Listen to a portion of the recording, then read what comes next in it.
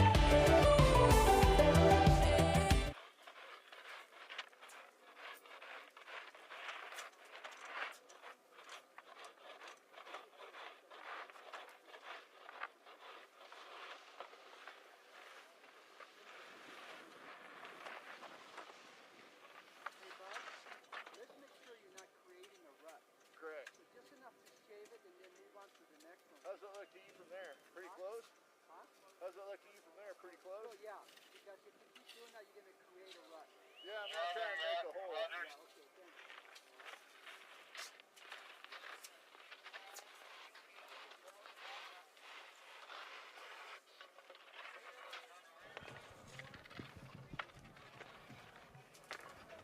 Welcome, everybody, to the World Pro Ski Tour presented by Rocket Mortgage. We are at the World Championships, and it is Giant Slalom Race Day. I'm two-time Olympian Doug Lewis. Joining me, Kevin Clarky Clark. And we have some news for everybody on live stage. Thanks for tuning in on flowlive.tv and for the audience at Ski Taos.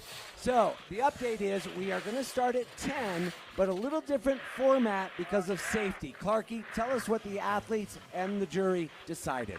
So as you know, Lou, you went up on the hill, and it was super warm yesterday. It froze. The surfaces, what did you say, or Matt said? Sketchy. Sketchy. Challenging, you name it. Yep, some old, ruts from yesterday in not good places. So we decided, since the surface is not the ideal situation, to go head-to-head. So in the first round, the guys are going to run for net times. We'll do combined net times to determine the advancing athlete. So it's going to take a little time for us to update you folks on that, as we have to adapt here in the name of safety. So as the athletes go up, we're going to start with a round of 32 of men. You're going to see two people in the gate. The blue gates are going to open first, and then 15 seconds later, the red will open. They'll get to the bottom will have that time. Correct. Second run, same thing. Switching courses, of course. And then blue will open first, red will open second, and at this round of 32, at this point, we will take the net time, the combined time, who is ever faster. Correct. So Matt Howard going to be key on that from P1 timing, having to adjust on the fly here to make it safe for all these athletes. Going to be an exciting day in the GS format. Super narrow through Tour Alley up there. So that's part of the concern. The athletes are so close together. We, God forbid, any collisions would happen with razor sharp skis. Yes, and this is Giant Slalom today at the World Championships here at Ski Taos. Giant Slalom today, I went up there and saw the set. They're going to be going 35 miles an hour, sometimes 6 feet apart, and that is just too dangerous for that first section. So after the round of 32, will they reevaluate? Well, we will start then with the women's round of 16. We'll determine what the surface looks like after. It doesn't look like we're going to get any sun when we look out there right now, but I think the temperature is going to come up enough. And, if it'll, get a little bit warmer, we'll make that adjustment, but that'll happen, as we evaluate the course each run. All right, thanks a lot, Clarky. We'll also be joined by Parker Bealey and Uncle E. Just want to shout out to the people on flowlive.tv. Thanks for tuning in. We're going to start at 10 with the new format. Also, thanks to Rocket Mortgage. Keep New Mexico true. We are loving it here at Ski Taos Valley. Tough Shed, DNA Vibe. Great job to have the light therapy device used to reduce inflammation. Seiko Prospects, Tito's Handmade Vodka, Revo, Heated Core Vest, and Gorset Sports. So we're going to throw it right now to a special little vignette we have. It's called Life Between the Gates, and this one is from Aspen. Enjoy the show. We'll be back at 10.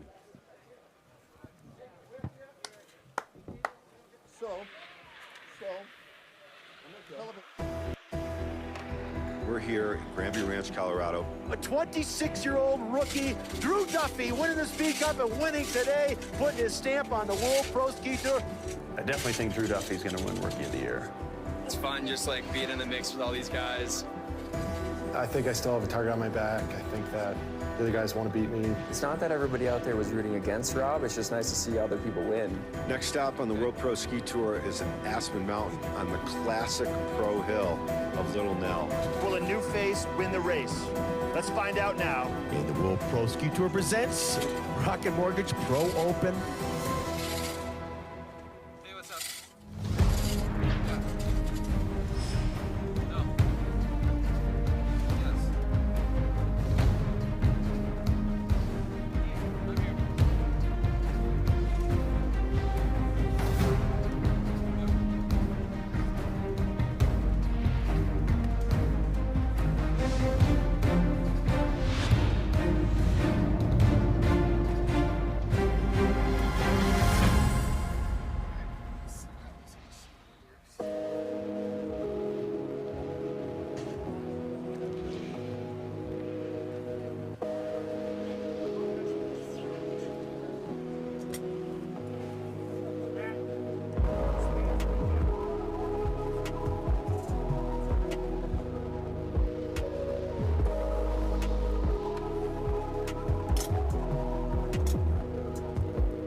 I'm John Franklin, CEO of the World Pro Ski Tour.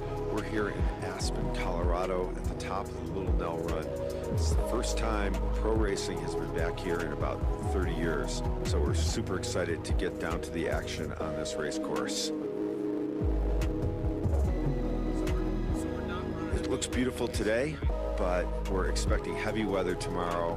They predicted up to a foot of snow, so the clouds are going to blow in. We've got a great field of racers who are pumped to be racing Little Nell, Aspen, Colorado.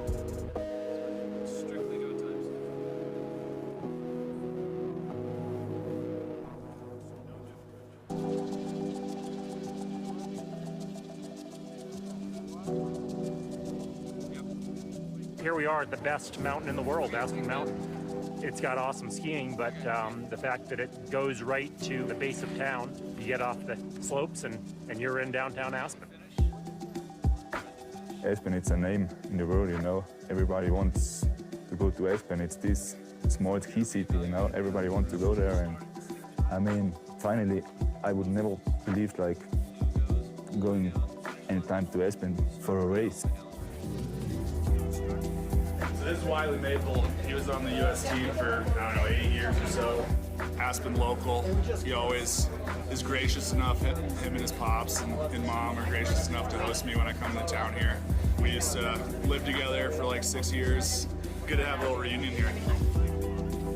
Aspen is one of the most iconic ski areas for sure in the US. The mountain ends in town. You literally step off the mountain and you can walk into the bars with your ski boots on. And, you know, that's kind of the MO in Europe, and that just enhances the ski culture. It's an interesting ski culture. You see all types here in Aspen, for sure.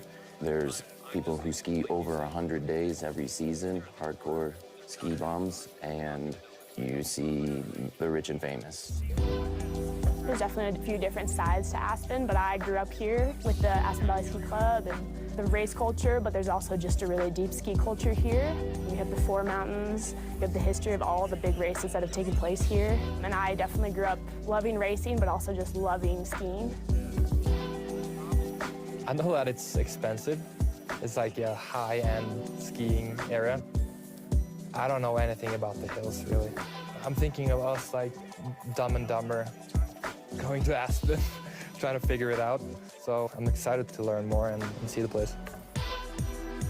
I haven't seen a lot yet. We kind of like landed at the airport and just drove by to our Airbnb. But it looks nice. Seems like a great competition setup with like some TV and some more people, spectators. And the Jewel Slalom is always fun to watch for everyone, so kind of excited. It's gonna be fun to see Mapes out on the Super Slalom. He's a downhiller by training, but maybe a slalom skier by heart. Back in the day. This is actually the radius that I was good at. 13 to 15 meter radius. Yep. Aspen is the best place I've ever been. You know, New York and LA and Texas that are coming to town, and they're bringing a bunch of money and a bunch of music and food, and so it's kind of like a New York in a small mountain town. I was here last springtime for the US National Championships. There was in Thailand, and it was the first time I came here. And now racing here in Aspen, I mean, on Little Nell, I mean, really cool.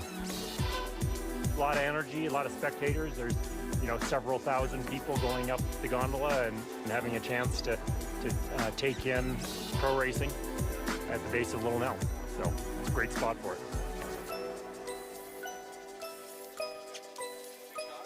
Yeah, so I think a lot of the athletes have realized they want to race in Aspen. And so I think we're up to around 30. And by the time we race, I'm sure we're going to have a full field.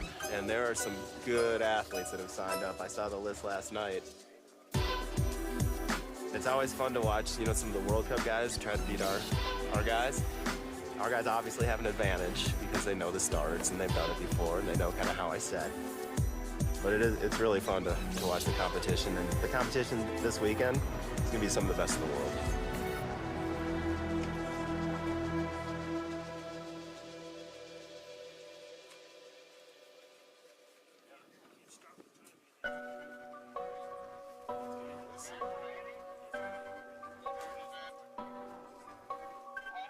racing against Drew Duffy in Granby. Nobody heard about him, and he's going to win the race, so that's pro racing. It's fun just like being in the mix with all these guys. Been watching it for years, thinking, you know, oh, I think I could be in there with them, and then showing up. You know, these guys, they're fast. I think there were a lot of sore bodies after the first races back. It's really hard to emulate those sort of G-forces that you experience in the course. Dude, my neck is cramping. From tucking. Started off feeling pretty good. Third in qualifying, had some good feeling on my skis. Had a bye in the first round. Ended up getting paired against Rob Cohn in the quarterfinals. We have a rivalry going back a few years here. So the funny thing about a rivalry with Drew and I is we're sort of establishing our own race team this year on the Pro Tour circuit. As the Pro Tour starts to age into the modern era here, we have Slalom Tokyo Drift, Nolan Michael, and whoever they're gonna tap for their female rep in Aspen. We're gonna have Drew, myself, and my sister Lindsay repping for Team Darn Tough, Vermont. And so definitely a rivalry with Drew, but he's sort of on our team. I think Drew's a really good skier, and I think he's going to do well all year. He does live in Denver, so he is at a much higher altitude, so he can handle being up here a little better than some of us. But no, he's a great skier, and I think he's going to have a great season. For Granby, I was actually in Europe. I did watch the qualifiers, but I was over racing my first ever World Cup, which is an awesome experience. I got to race Valdez Air Slalom. A little disappointing in the end, but I skied very well, and I showed my stuff. Everybody was pushing so hard at the last race in Granby because the flat hill was just 4 or 5 days after the race. My legs and my butt and everything was just sore, and so they showed me I really worked out on that race. It's all about just really pushing it and really wanting it. Wow. Fortunately, kind of chundered one turn on the last run of the big final, and Drew took the win, but he was skiing really well today, and hats off to him. I was nervous going against Nolan. He's quick. He was the winner yesterday, but yeah, great to get a couple good results under my belt right off the bat here. Ski racing is a sport of highs and lows, and you kind of have to forget about this one going into the next series in Aspen.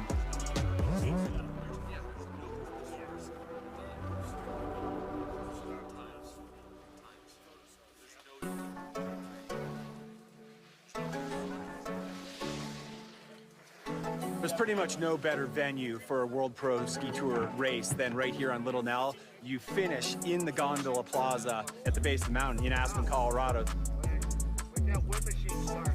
My approach to dual slalom is you really just have to give it everything you have from the start. I think the start matters a lot, is what I've learned. I've never used the open gates before, though. Against the clock, I feel like it's more just me. When you're racing against someone, like anything can happen. Don't underestimate anyone here. I think what's different about dual slaloms is definitely you're right next to your competitor. You see them, that's a whole different mentality, I think, and it really feels different in the moment. My plan is to stick to my technique, which is to go around all the panels, and then I've trained and cross-blocked panels before, so if need be in the flats, if it seems like it would be faster. But I feel like my turn is cleaner and better if I just work the ski and avoid the double block. If you're skiing alone in the course, you're just thinking about like, what are you gonna do to be faster, and like thinking about all the boring things you do in training. But here you actually have someone chasing you. So, difference, yeah. In the US, ski racing is not a huge sport, and to motivate kids to start skiing, there has to be avenues that seem plausible. This hill is, I mean, it's almost perfect for what we do. The middle section's a little flat, but you know, we have the steeps at the top and at the bottom, and so they kind of have a little bit of everything in this course. And just finishing at the base of Aspen is, you know, unreal. So there's going to be, you know, thousands of people down there watching. We're gonna have a big crowd today. We've got a big screen. There's restaurants and bars all around, and the atmosphere is pretty electric, I would say, especially as we get towards this afternoon and towards the finals. It's gonna be awesome.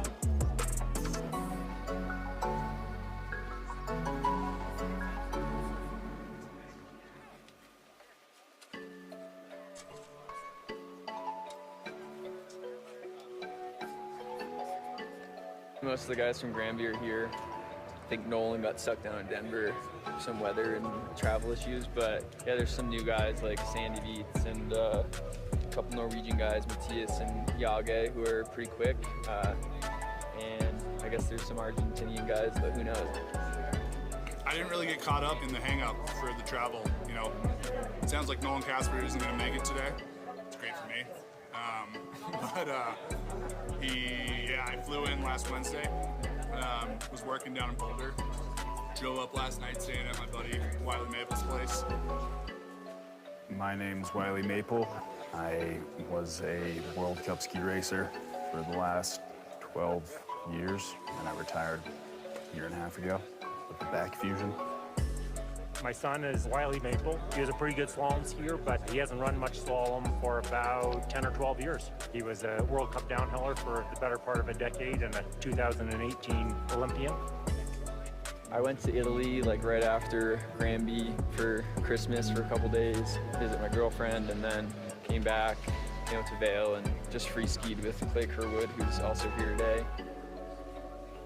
Drew Duffy, 2 years ago, he was on the college circuit skiing with us for Dartmouth, and we actually raced against each other. Definitely heard about Rob Cohn and Garrett Driller. Today, just like everyone, we're kind of struggling to get into town. Snow, weather, I don't know, other things. Rob Cohn, do you know him? I know about him and got to know him over the last day, since we were on the same flight that got canceled. So we were stuck in Chicago together. Yeah, no, he seems like a really good dude, down to earth. My name's Tanner Perkins, and I'm representing Crescent Butte. I haven't done too much crazy stuff. I did pretty well in some NORAM speed races. I'm still pretty young. I have a lot to do still. I know the names of these guys, and they're a little younger than me, so I'm just looking to have a good time and get to go up against these guys, see how I do. It's me, Simon, Beidfuß Camolando, the Austrian, racing for Bolivia, and here we are in Aspen for another race. The Olympics now just around the corner, That's my second Olympics. I mean, I feel like on the Pro Tour, you never know like who's gonna have a good day. You have a couple good starts, anything can happen. Pleasantly surprised. A lot of snow here. It looks great. So after your race, you can pop into Gorsuch, grab a coffee and a donut, refuel, and yeah, we're psyched to be back in Aspen. I love it here.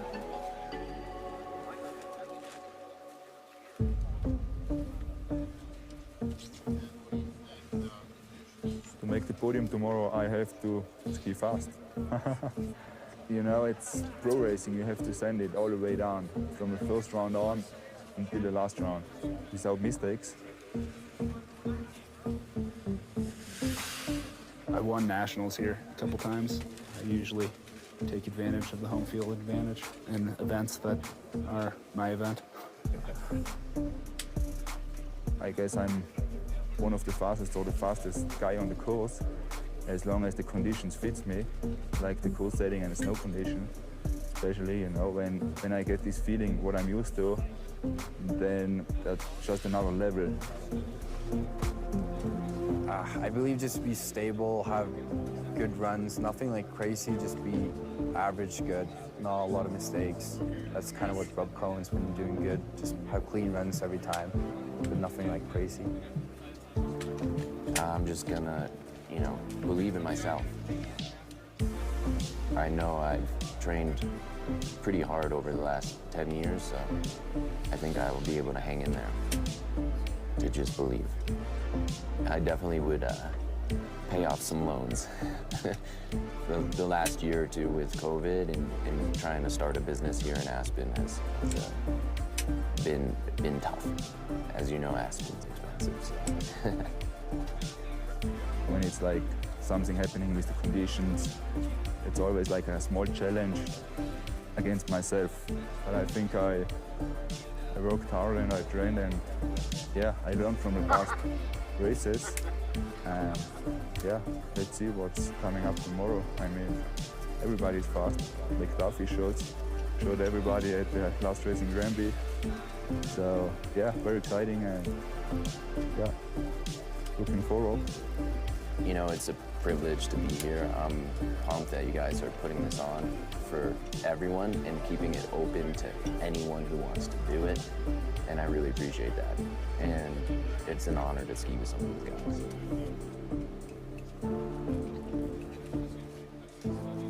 Yeah, I don't know. We'll see how it goes.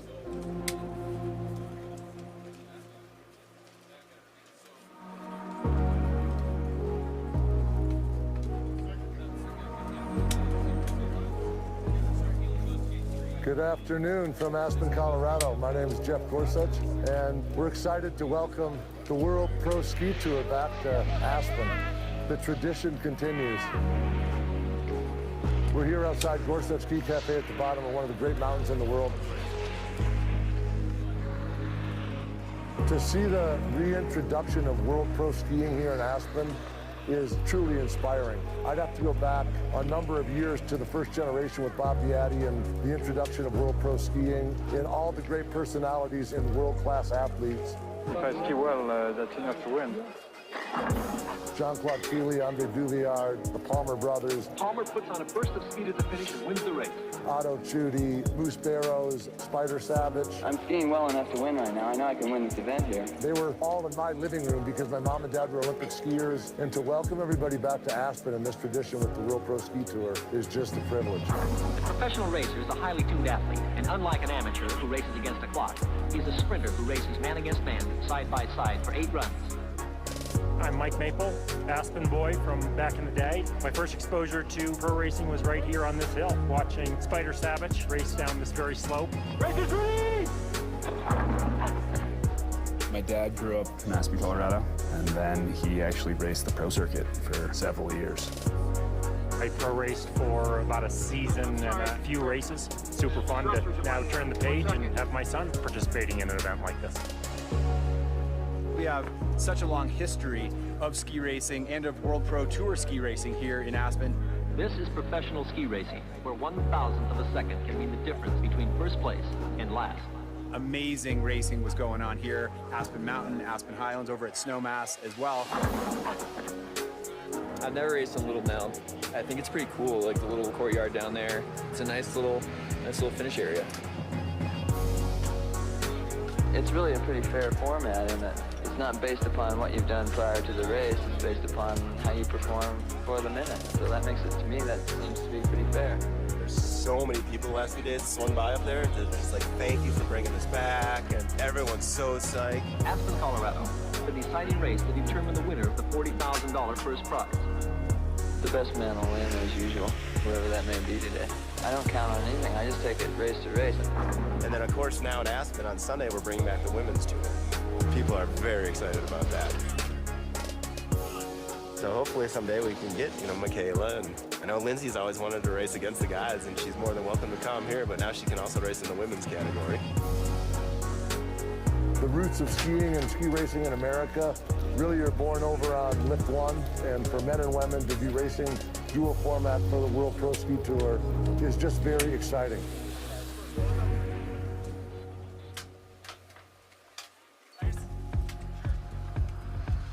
The hill's good, snow's good. We reversed hill last night. Should set up fine for tomorrow. The finish area, it really narrows. You'll go straight for 12 meters probably to the finish, and then try to shut it down. There's probably not a better place to be right now. I mean, look at this weather. And the cat driver last night, Cody, amazing. I mean, if you go look at all the jumps, it's kind of almost like flat after the jumps, with a little knuckle. And he built them so perfect that I believe the guys are not going to slap, and they have a nice course, it's going to be fluid and smooth. I mean, it's completely different now here in Aspen. I mean, it's not steep, but it's not so flat that you have to improve skiing from another level. There's always this little steepness where you can push, where you can accelerate, and I just saw the course today. It looks awesome. The announcer's job is never done. I don't want them straight running it to the finish because that finish area is so small. I'm gonna have to figure that out. And this middle section worked out pretty luckily. TV stands are looking good. You can watch from a chair the lines, maybe a couple other racers coming down the hill. It just takes 5 minutes to go up. It gives us a little time to rest. I've only been here once. This dry aggressive snow is just a bit different. So I'm gonna see if I have to like tune my setup a little bit in the morning. Maybe go on the hill a bit early. So I actually haven't been up on the hill yet. Looking at the weather forecast, It's snowing now. It looks like it's gonna be kind of that classic Colorado packed powder. Well, it seems like every race we get dumped on. So now we're trying to clean everything up, make sure everybody can see the banners. We're doing some finalizing with the timing, shaving some of the jumps a little bit. We got all the die packs over here getting ready. Athletes are starting to come around and do the inspection. We'll decide soon here if we're going to do the test doors. We're going to let them test them. It's getting a little soft. This is like 32 degrees and it's like a blanket. So we're trying to get everything cleared off so that the snow doesn't turn too soft. Some people have a good feel for the snow, and some people just hit it and get off of it. I think we'll really see who has the best touch. Right now we're kind of not slipping the line. We're pushing snow from the middle out so that when the athletes inspect the line, they have some room to push the snow around. So we're basically trying to get all the new snow out of the way. We are at the Aspen Mountain, Colorado, doing a little racing today. Pro Tour, we got the Rocket Mortgage Cup today as the snow's rolling in. And yeah, it's a beautiful day. The surface is good. We got a bigger field than last race, which is always nice and appreciated. Some good friends from the old World Cup days, Wiley Maple, Sandy Beats. Garrett Driller's back, fan favorite. Yeah, excited to start the new year out with a fun venue, great crowd, great event. I'm anticipating that it's going to groove up a little bit, so we'll see like 2 railroad tracks the whole way down. So it's always going to be one racer. I think with the new snow, though, it's going to be important what you waxed. Make sure that you hit the temperature range right. We've got snowy conditions, soft snow but with a hard base underneath it. So the racers are excited to jump out of the gate and take the challenge today.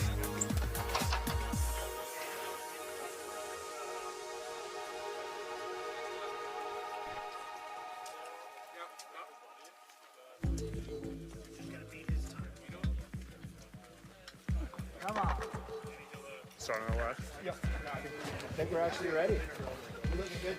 Come on, bud. Last race, we saw Nolan Casper unable to make it here to Aspen due to the travel struggles, and it really plagued everybody getting here.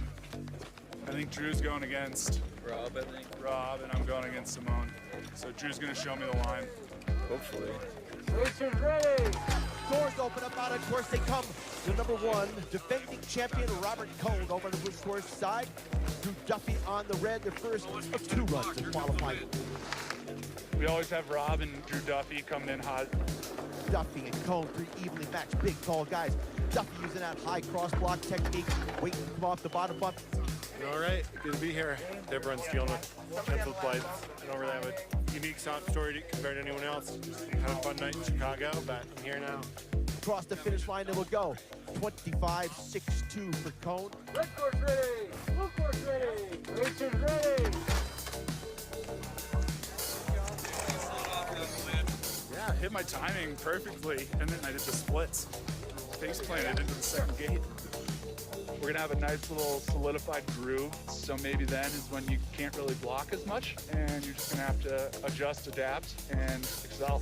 Oh, he's all kinds of twisted, all fighting hard to stay in there. That was amazing to stay in there. Yeah, that really was. But you know what? Martinez needed a low 26. Feeling pretty good. I mean, glad that it stopped snowing a little bit. Just like light snow now, but snow looks great on the course. Wiley was a drift athlete as well. Right after 8, funnier, fatter, more artistic. Better timing, maybe. Better timing. Racers ready. Staldi with a great start there. Maple a little slow to move out of the start. And remember, Wiley made a mistake on his first run, so he needs a fast qualifying run if he wants to get into the main event. First run time was a 27.885 over on the blue course side, putting together a solid one down low, staying aerodynamic, picking up the pace. How's it looking down there? It's good. It's different than Granby, I'll tell you that. Yeah, how are the holidays? It was really nice, yeah? We were in Santa Fe. Ooh, nice. Doors open up. Mihai with a good strong start as Tucker right there with him, drops it to his bull as they head for the first bump, touching down. Crooner out front, big and tall. How was your run? Nice and solo? Yeah. No pressure. Oh, he's wild off the bump as out goes Crooner. They're both in the field though, crossing the line. The start, yeah, the timing is really important for sure. I hit it perfectly and I was like, all right, sweet. And then I was like, wait, my face is in the snow. What's going on? Yeah, so kind of a different tactical approach today than we had in Granby. You'll see a lot more of the double blocking. It's just speeds are higher, it's a little steeper, and so you're able to cut off line while generating speed. Feeling fine. Excited. It's gonna be cool. Great. It's actually pretty warm. I've been sweating for like an hour now, but it's gonna be a good one. Trying to beat some of those old guys. Any nerves hitting you? He's nervous. Just getting on him. A little bit. It's good though. Red course ready! Blue course ready! Racers ready!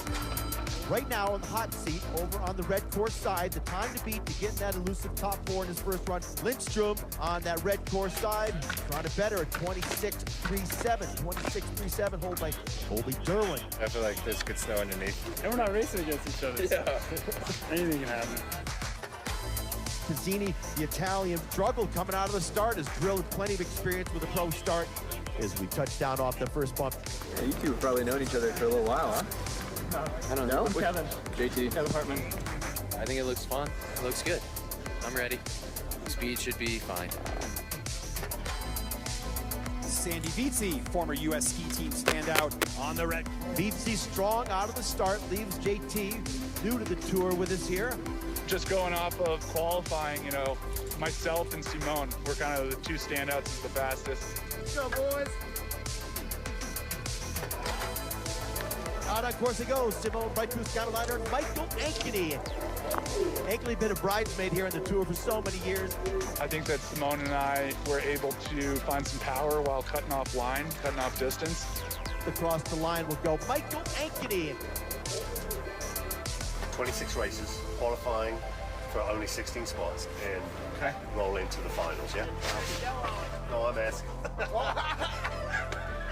Have a pretty cool system here. We like on the Pro Tour the saloon-style doors. The athletes can rock back.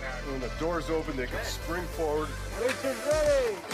Michael Ankeny now on the blue course there, up against Simon Briekus Kammerlander. So I think Simone might have got me by a couple hundredths, but we're looking good coming into the ladder. It's just going to be interesting to watch how the tactics change as the snow conditions change a little bit. Yeah, feeling good at the start today, solid. First round of qualification, I was a little early, but from then on, I think on point, so yeah, feeling good.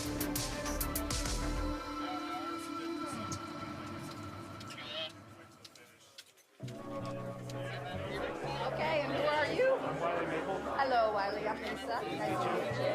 Okay.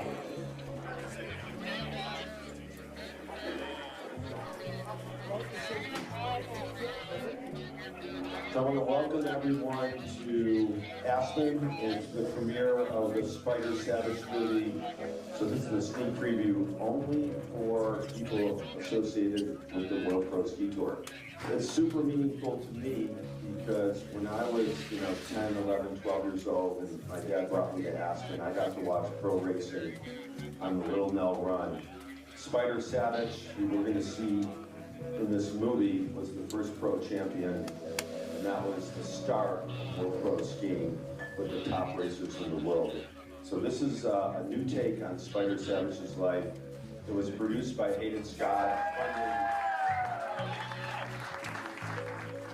Thank you, Aspen. And Jeff Gorsuch just walked in. We want to thank Jeff and the Gorsuch family for their support this week. We were very pleased to complete this project inside 1 year. And we hope that you all love it, and most of all, we hope that Aspen loves our film Spiderless. Calgary is on the hill. He has the advantage over Billy Kidd. If Savage wins one more, he's won the Slalom Championship and the World Professional Combined Championship. Two events here today, the Giant Slalom earlier and the Slalom now.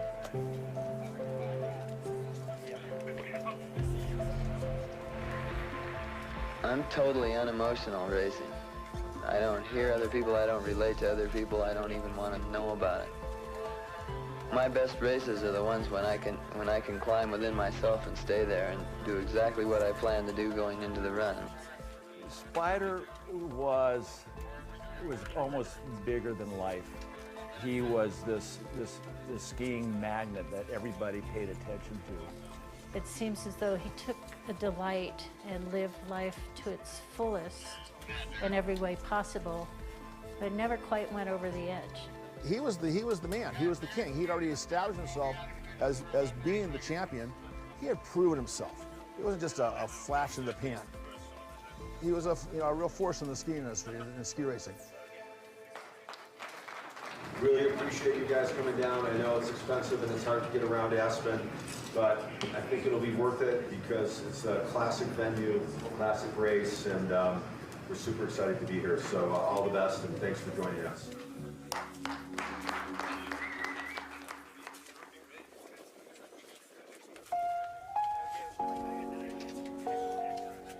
How you doing? I'm Bob Brennan with Seiko Watch Corporation of America. I'm here in Aspen with the World Pro Ski Tour. I'm proud to say Seiko is the official timepiece of this tour, and we're very pleased to be associated with this. This tour has been ongoing since 1969, and Seiko itself has been around for over 140 years and has participated in many, many sporting events, timing for Olympics, all across the gamut. So it just makes sense that we would associate with such a fine tour as the Ski Pro Tour. Each winner, each champion in these events will be awarded this fine solar chrono timepiece.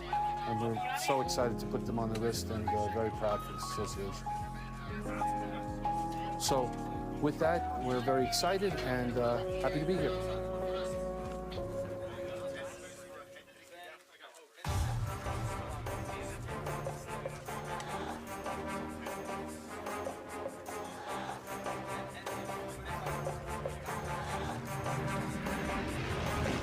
Hello, fans of the White Circus.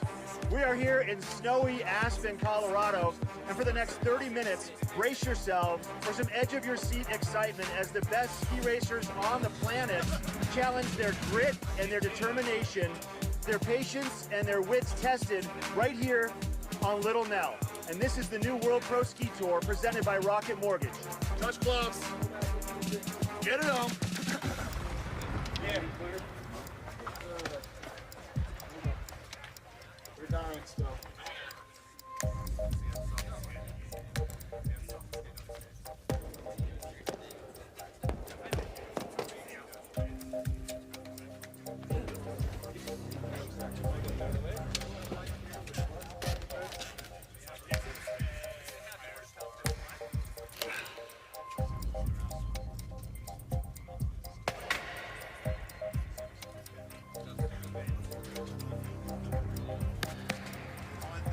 We loading up? What's the timing here? 5 minutes? They're going to take a run on the red course and a run on the blue course. There will be a differential, which these athletes will have to make up. Mother Nature brought some snow. We're going to see what happens today, but I know it's going to be an epic battle. Red course ready! Blue course ready! Racers ready! Ankeny leaves the local favorite standing in the start gate. Touch it down. Ankeny grabs the bullet for a second, then the hands go high in the air, clearing the gate. You want to take advantage first run and then see if you can still ski the blue fast. You get the mid-course blues. Yeah. Mid-course blues.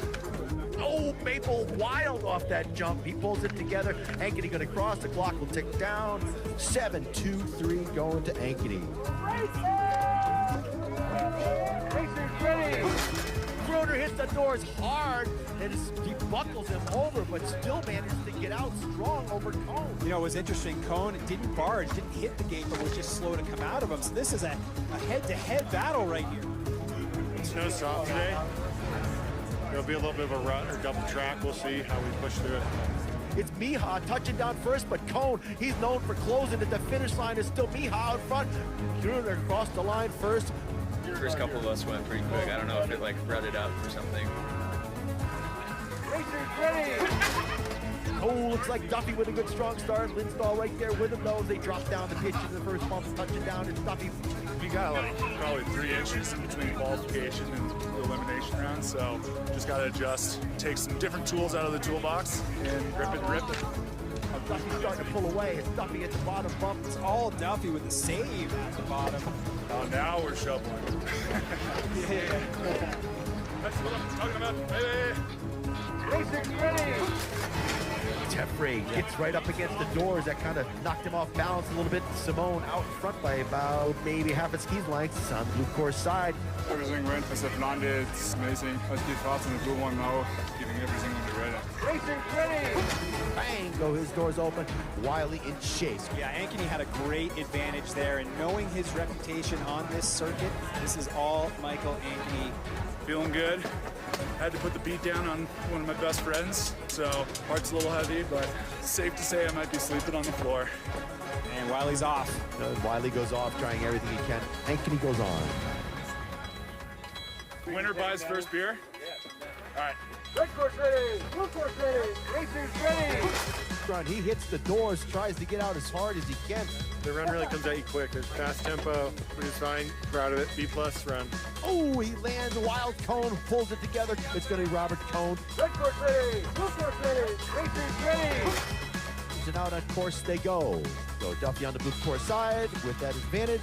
Lindsdahl trying to keep him honest here. Yeah, get serious now, but I got so far, you know.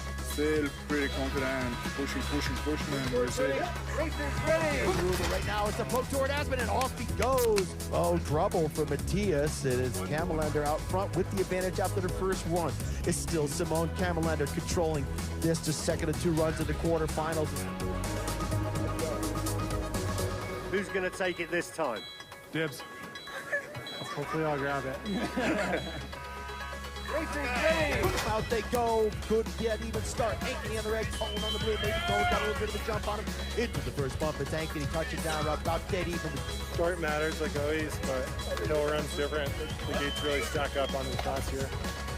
We're coming into the finals, but just trying to figure the course out. It's Cone out in front the first run, but Ankeny right there with him. Where's pressure on Cone? Cone with a little bit of stake there. Here comes Ankeny on the red course side. Looks like Ankeny may have got an edge. Ankeny gets the win. Red course ready. Blue course ready. Racing ready. Out on course they go. Anybody's race. Dead even out of the start. Ankeny with the advantage in the first run. Ankeny looking strong, but Cone never count him out. Here goes Cone out in front. Cone got the edge on Ankeny, the bottom bump. Getting sick and tired of getting beat by Rob. It's all right. Just chugged a margarita, so I should be good. Nice and loose. He nailed the start, which is what everyone needs to do today to be fast. And I tried to really get moving against him and build some speed in the middle. So hopefully I can keep doing it. Racers ready. Out they go. Did even start, maybe a little bit for Kamelander over on the blue course side. Skis look like they're running fine now. It's Duffy trailing, but not by much, if at all, at the bottom bump. Here comes Duffy right alongside. It's going to be Duffy crossing the line. I have to push all the way down. I mean, I feel so confident today.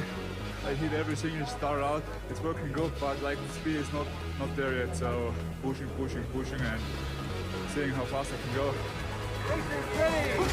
Duffy has also been something else, but look at that start. Kamelander gets him on the start. Kamelander, he won qualifying for the Speed Cup, the second quickest in qualifying. He's out front now. We're out here. That was closer than I would have liked, but got a little stuck out of the gate. Can't really do that against Kamelander. He's been quick all day. Touch it down. Kamelander, a little bit of a trouble there. Here comes Duffy putting the pressure on. Kamelander gets it done. On into the finals goes Kamelander to face home. Stage is set now for your Final Four here at Aspen for the Rocket Mortgage Pro Open.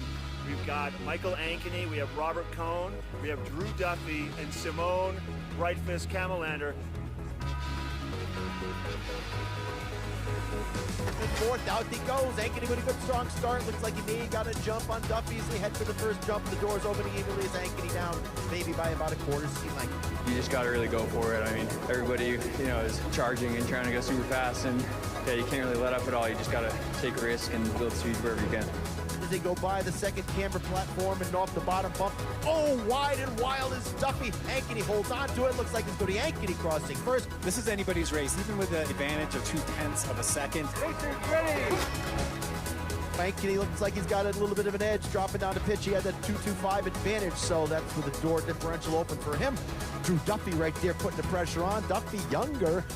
Everyone's skiing the same conditions, so no difference. That's the beauty of head-to-head. Duffy looking strong. Looks like he's going to get that advantage made up. It's going to be Duffy in third, Ankeny in fourth here today at Aspen. The pride's a little hurt, you know. The ego took a little bit of a beating, but other than that, it's okay. Once again, here they are, Cone and Simone Breitfuss-Kamelander. Racers ready. Here we go on course, anybody's race. Dropping in, they go. First of two runs is Kamelander out in front, touching down over the bump. Looks like anybody's race. Start matters a ton. He was right there with me, but I had a little stumble. So there's snow snakes on the red course. Here goes Cone putting the move on Kamelander at the bottom bump. It looks like it's going to be Cone touching down first. A little bit wild for both of them, but they touch down. It's Cone out front. He's going to cross first, and he has the advantage. So far, so good. Yeah, you know, feeling good, feeling confident, and trying to put out the 100% I have. Cone out in front with that advantage with the doors opening first. It's Robert Cone, your defending tour champion, has not been on the top step of the podium this year. Get Kamelander get himself on the top step of the podium into the second jump. Looks like it's Kamelander close the gap on Cone. Can Kamelander get it done today? Wants it so bad. Here he is right alongside Cone. That's going to be a close one. Off the bottom bump, it's going to be touched down. Oh, Kamelander's wide. Looks like Cone is out in front, but Kamelander, the winner is Kamelander. 0.303 on the top step. He's been wanting it so bad for so long. Playing in the snow there. That was epic. I'm going to head to the crowd for the finish. All right, Aspen, what do you think about that? Pro racing is back in a big way. I'm going to hand it off to John Franklin, CEO of the World Pro Ski Tour. John, just what we wanted, huh? A great race, a lot of snow, a couple of holes, but you know, happy with the way everything went in Aspen today. Quick thank you to Derek Dunshaw and Sandy Nichols and the whole crew from Aspen that did a great job keeping it together. Thanks to our crew as well. Fought the snow all day, fought some wet technical stuff in the start, but at the end of the day, a great race. Congratulations to Simone. It's been a long road to get here to the top of the podium. From Austria to Bolivia to America. Congratulations, Simone. To present a Seiko prospect, Bob Brennan, Executive Vice President of Seiko. I just want to congratulate you. Simone was the first gentleman I met as soon as I came here, and we just hit it off, and I was privately rooting for him, so it was exciting to watch you, and the athleticism of all the athletes here in these conditions are just amazing, and we're psyched to be here, so congratulations, Simone. I would like to award you this speed timer from Seiko. Let's go down through our final four here today. It was an epic battle as usual. In fourth place, Michael Ankeny. Let's hear it from Michael Ankeny. So battling it out with his fellow Dartmouth guy, the hot new rookie on tour, Drew Duffy. And your defending tour champion, the second step of the podium, Robert Cone. And then, his first time on that top step of the podium, Simone Breitfuss-Kamelander. Let's hear it for him.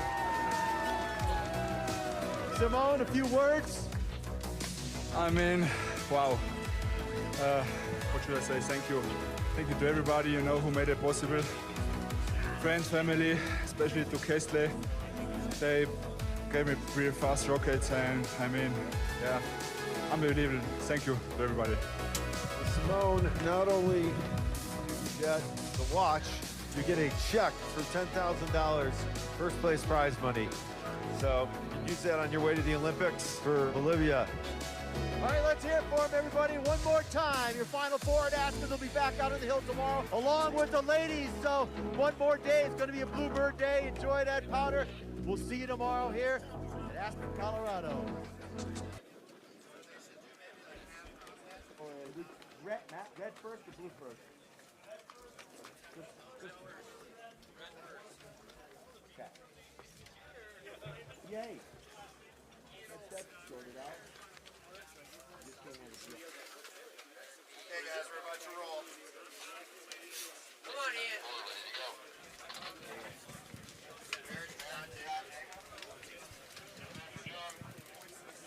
Okay, the guys that like this,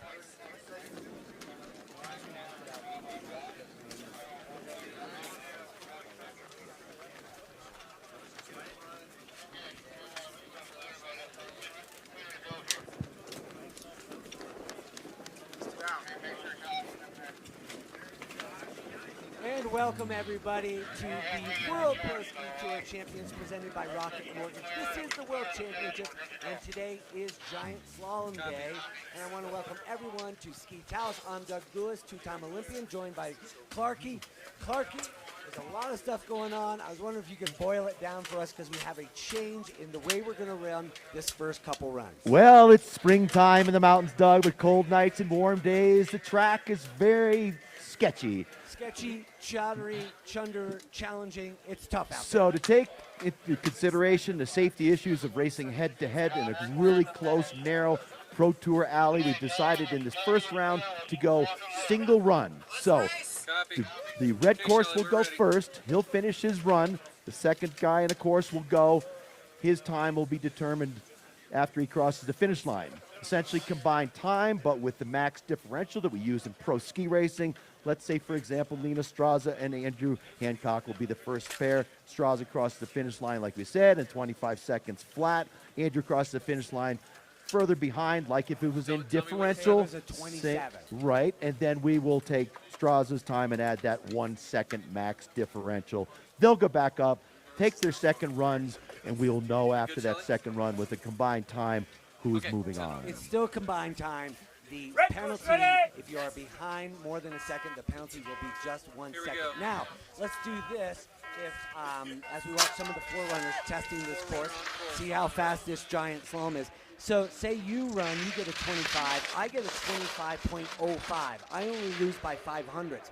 What's my differential on the second run? Well, just that, Lou. Just if you're 500. super close, like a lot of these guys are going to be, it's only that, differential, which is under the max. Yep. So of a second. Yeah, so watching our forerunner here, young man doing a good job. He skied in the kids race. Big young man. This guy is a good skier. Lou, you announced that kids race. Yeah, Doing a good Isaac job and for Ian him. have been doing a great job. They are from the youth ski team here at Taos Ski Winter Sports Team, the Twisters, and they're having an important job. You can see how windy it is beginning to get up there. Yeah, we got another forerunner up there. All right, so we have a dual course, but because of safety concerns from the athletes, and it was a great job by the organizers listening to those athletes because they know it best, that at 35 miles an hour with the flat light, with the tough snow conditions, we're on this first round for sure, we are going to go one at a time, combine those times. So I came down the course, Clarky, and there's 5 gates before the first jump. Here's 1, 2, you can see it is a just turning way across the hill. 4, 5, and then we have this first jump. You kind of just want to ride it. That's going to be important, though, at the higher speeds. And then we come into what we call Tour Alley, and you're doing a great job. This left footer, so important to carry speed across this flats. Yeah, that young man, just a little miscalculation there, but he's going to get it done. This is most important to check our timing. But boy, as you watch these guys, it's rough, it's bouncy. Hopefully, I look down valley. Whoa, ouch. Whoa, slap down on that one. So a couple of things to think about. They are on giant slalom skis, so they have to really stay ahead of this course, bend that ski. Number 2, it's icy, so the tune is going to matter. Number 3, you have 3 big jumps going on there, so you have to look ahead to those jumps. There is a lot going on there. Absolutely a lot going on, but we'll be able to get that clear to you as we get underway with our first rounds. It's going to be exciting. It's going to be Lena Straza, yesterday's winner. In our slalom portion, Straza will go out on course first. Once he finishes, the second athlete in that pairing will go. That'll be Andrew Hancock. So we'll be able to watch the best coming down the hill first, Luke. Yeah, let's talk about what happened yesterday. It was the World Championships in slalom in 4th place. The Olympian Luke Winters winning $3,000 in 3rd place. Jeffrey Reed from Canada, a cool $4,500 winning there. Miha Kerner, who all but wrapped it up on that first run, ends up in 2nd, winning $6,300. And Lena Strasser got a little lucky, winning that 20. Talk about what happened on that final run with Miha. Such a tough break for Miha because we saw Straza go down off that second jump, and he had a 1 second advantage. He did over Straza, and he got too anxious at the start. He came up against the doors, those 1,200-pound magnets, couldn't even stop a guy like him, backed him up, and once he backed up and reset, Straza was gone, and Straza was on the faster course. It was a shame. You hate to see him end like that, but you got to get everyone done. That's ski racing, and that's for sure ski racing head-to-head in the World Pro Ski Tour. We're at the World Championships. On the line today, $50,000 for the men and the exact same amount, $50,000 for the women. We're going to start with a round of 32 for the men, pair that down to 16, and then we'll go women, men, through the brackets all the way until we have another champion who will walk away with $20,000. I want to say hi to everyone watching on flowlive.tv. Thanks for tuning in. We are getting ready. All right, here we go to the start. This is our winner from yesterday, the German, 29 years old. 100 World Cup starts. I don't know if he's perfectly psyched to be in this position, but he is the first racer about to go down this course. This is going to be exciting. We saw him struggle a little bit in qualifying, and he had some breaks come his way yesterday to end up in the #1 spot as Strasser stands behind those doors. Strasser is in the gate, and he will go alone. The cadence now begins. All right, here we go. Down to green, out on course he comes. Strasser dropping down the pitch, gets a good edge angle, really tight, pinch it off there, already gets a little bit twisted and sideways over the jump he goes, touches down clean and smooth, round turns, really attacking the course, great edge angle loop coming into Tour Alley. So that was that hard left footer, he nailed it. Now he's got to set up off the second jump, hard on that right ski. Now at 35 miles an hour, they're hot into the finish. So it's going to be interesting to see what the run time is. Lou, what do we got? So Linus Strasser back through with a time of 28.56, 28.56. That is rock and roll. Back up to the start, we have Andrew Hancock. Again, we are not going side by side because of safety, so Andrew Hancock will be in the blue. Born in 1996, has had a great pro career and trying to get faster and faster. So what he has done, he's looked at what Linus just did. It's a little bumpy. You want to see on that high line. And so he is just thinking about that. Here we go. Andrew Hancock on the blue. So Hancock waits for the lights to go green. 3, 2, and 1. And out on course he will come. Let's see what Andrew Hancock shows us what the blue course is skiing like. It's rough, but the surface is hard. It looks like there's some good edge grip out there, Lou, coming off that first bump. Clean and smooth, a little bit wide there as Hancock putting down a solid run here. So this is pretty cool. GS first time through Tour Alley, Lou. Yeah, and you want to know that yesterday, jump's not a factor. Today, big time. They're going a lot faster. Those jumps are big. You want to get on the ground as soon as possible. So Hancock comes over the last jump across the finish line. What do we got for a time? For a time of Hancock, 29.43. 29.43.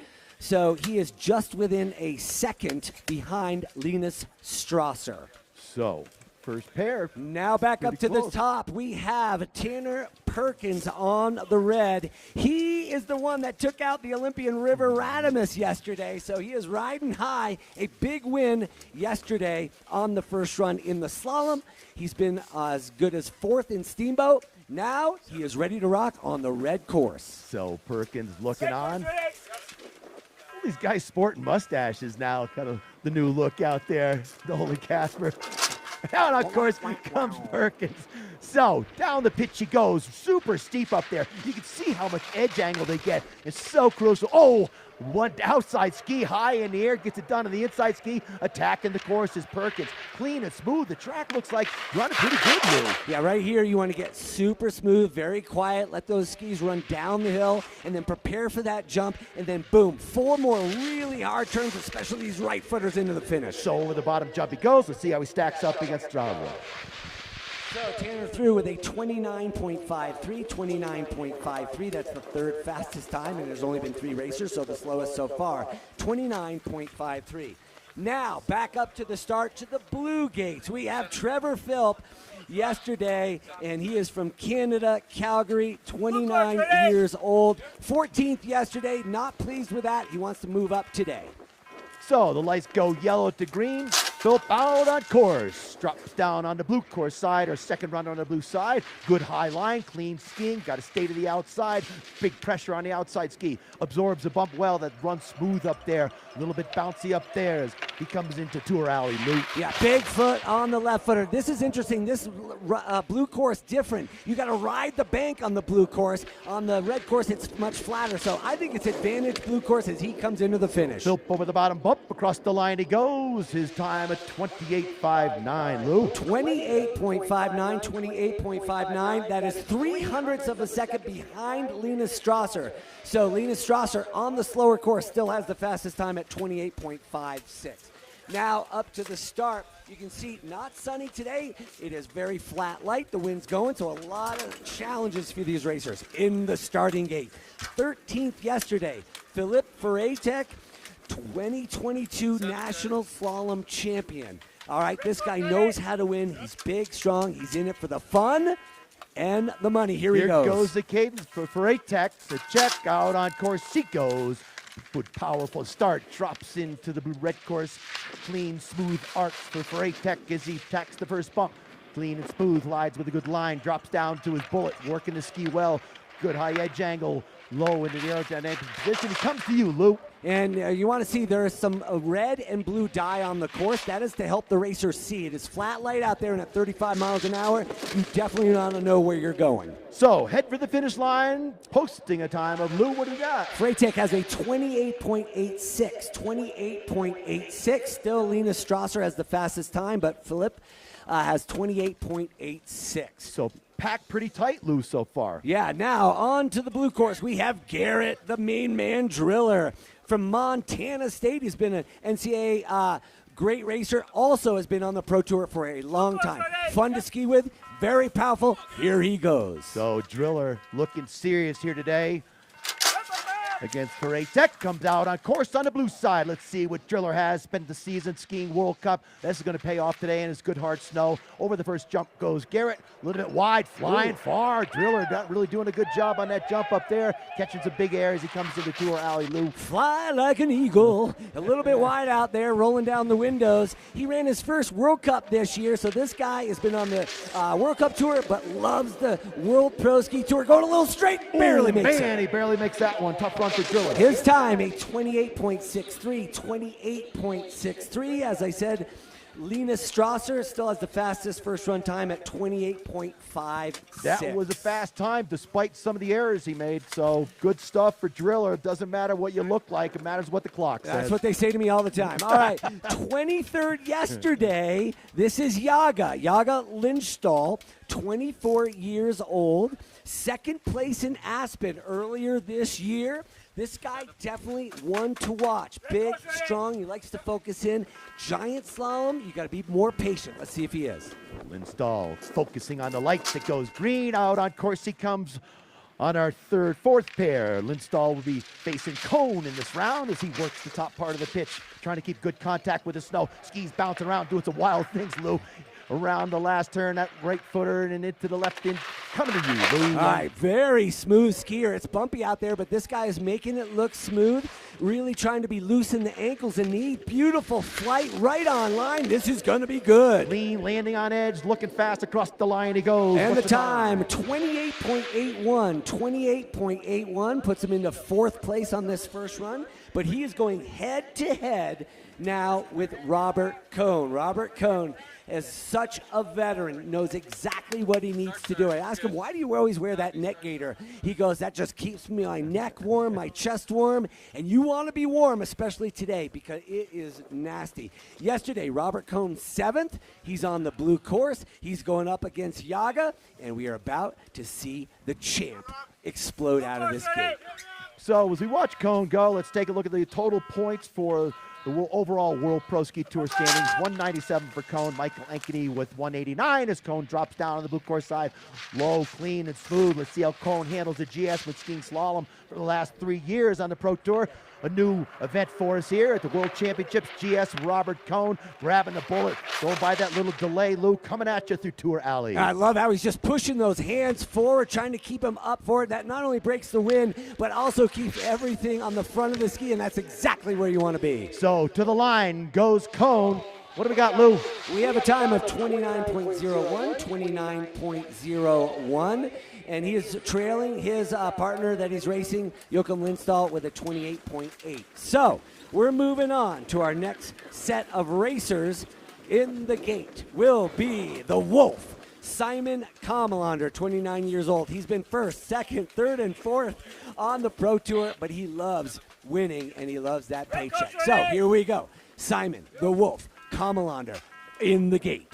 So Simone picking up a win this year, his first of the season, drops out on the course, not happy with his result yesterday, so he's going to be hungry, he's going to be getting after it. Simone did ski in the Olympics in downhill in Super G, so he's no problem with the speed, no problem with the aggression. This guy is really super powerful, Luke, coming into Tour Alley. Take it away. What I like is he's just bent over, everything's forward, and he's not getting off the ski. He's connecting the turns, and that's so important in the faster giant slalom. He seems so positive, so much in control. Let's look at his time, Lou. His time, 28.24. That's the fastest run of the day. 28.24, and he will be going up against, in this first round, Thomas Berkner.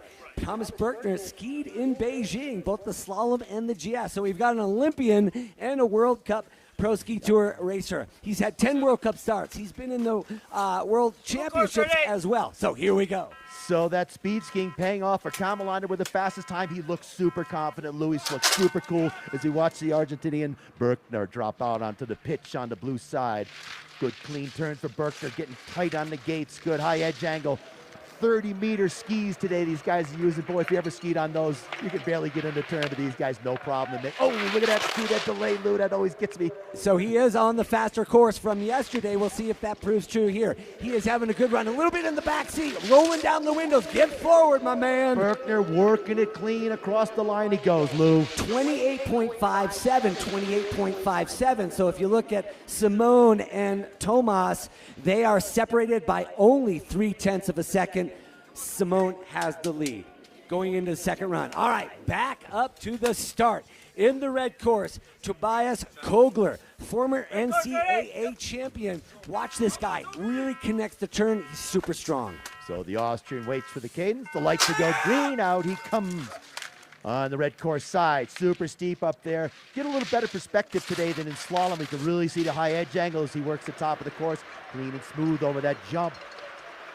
Looking positive. I think these guys are starting to get a little more positive about it, Lou, as they watch the athletes go through Tour Alley. Definitely scary look, and you can see the wind moving the nets right there. So there's a lot going on, and you can barely see, but this guy is hammering. He is coming into the finish on the red course. Across the line he will go. What's the time, Lou? And the time of 28.70. That puts him around 6th place overall, but he is going head-to-head with Tucker Marshall. We have a bit of a course hold. So even though I'm giving overall times, this is still pro head-to-head racing.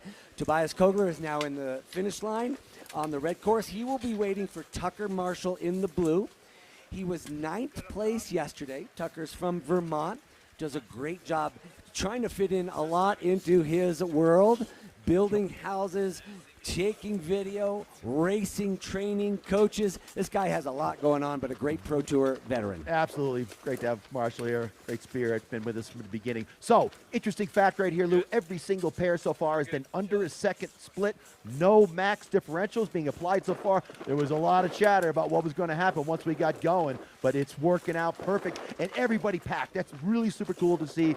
You know, everybody packed so tight here in this first time we've run a GS format. All right, back up to the start. We are ready for Tucker Marshall. He loves to just ski his own race, get into his own head, but a little bit easier since we're not going head-to-head today. 9th place yesterday, and he is trying to hunt down Tobias Kogler, who had a time of 28.70. The lights are on.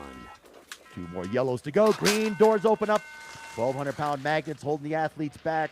Down the pitch he goes. That's a good shot when it comes from the start down, as you can really see how steep it is. As Tuck doing a clean run over the jump, smooth, a little bit of wild with the arms, but Marshall doing a good job here in his first of 2 runs in the round of 32 in the World Championships. Marshall back in the heels there a little bit, Lou. A little bit of a chatter right there. Now he's setting up for the second jump on that bank there. Gets on that right ski. There's still some turns to be had here on the low line. Tucker Marshall hunting down Tobias Kogler. He gets through with a time of 30.17. So he is about over a second behind Tobias Kogler, so he'll only have that max differential of a second. So that's the first time, as you said, that we've seen that.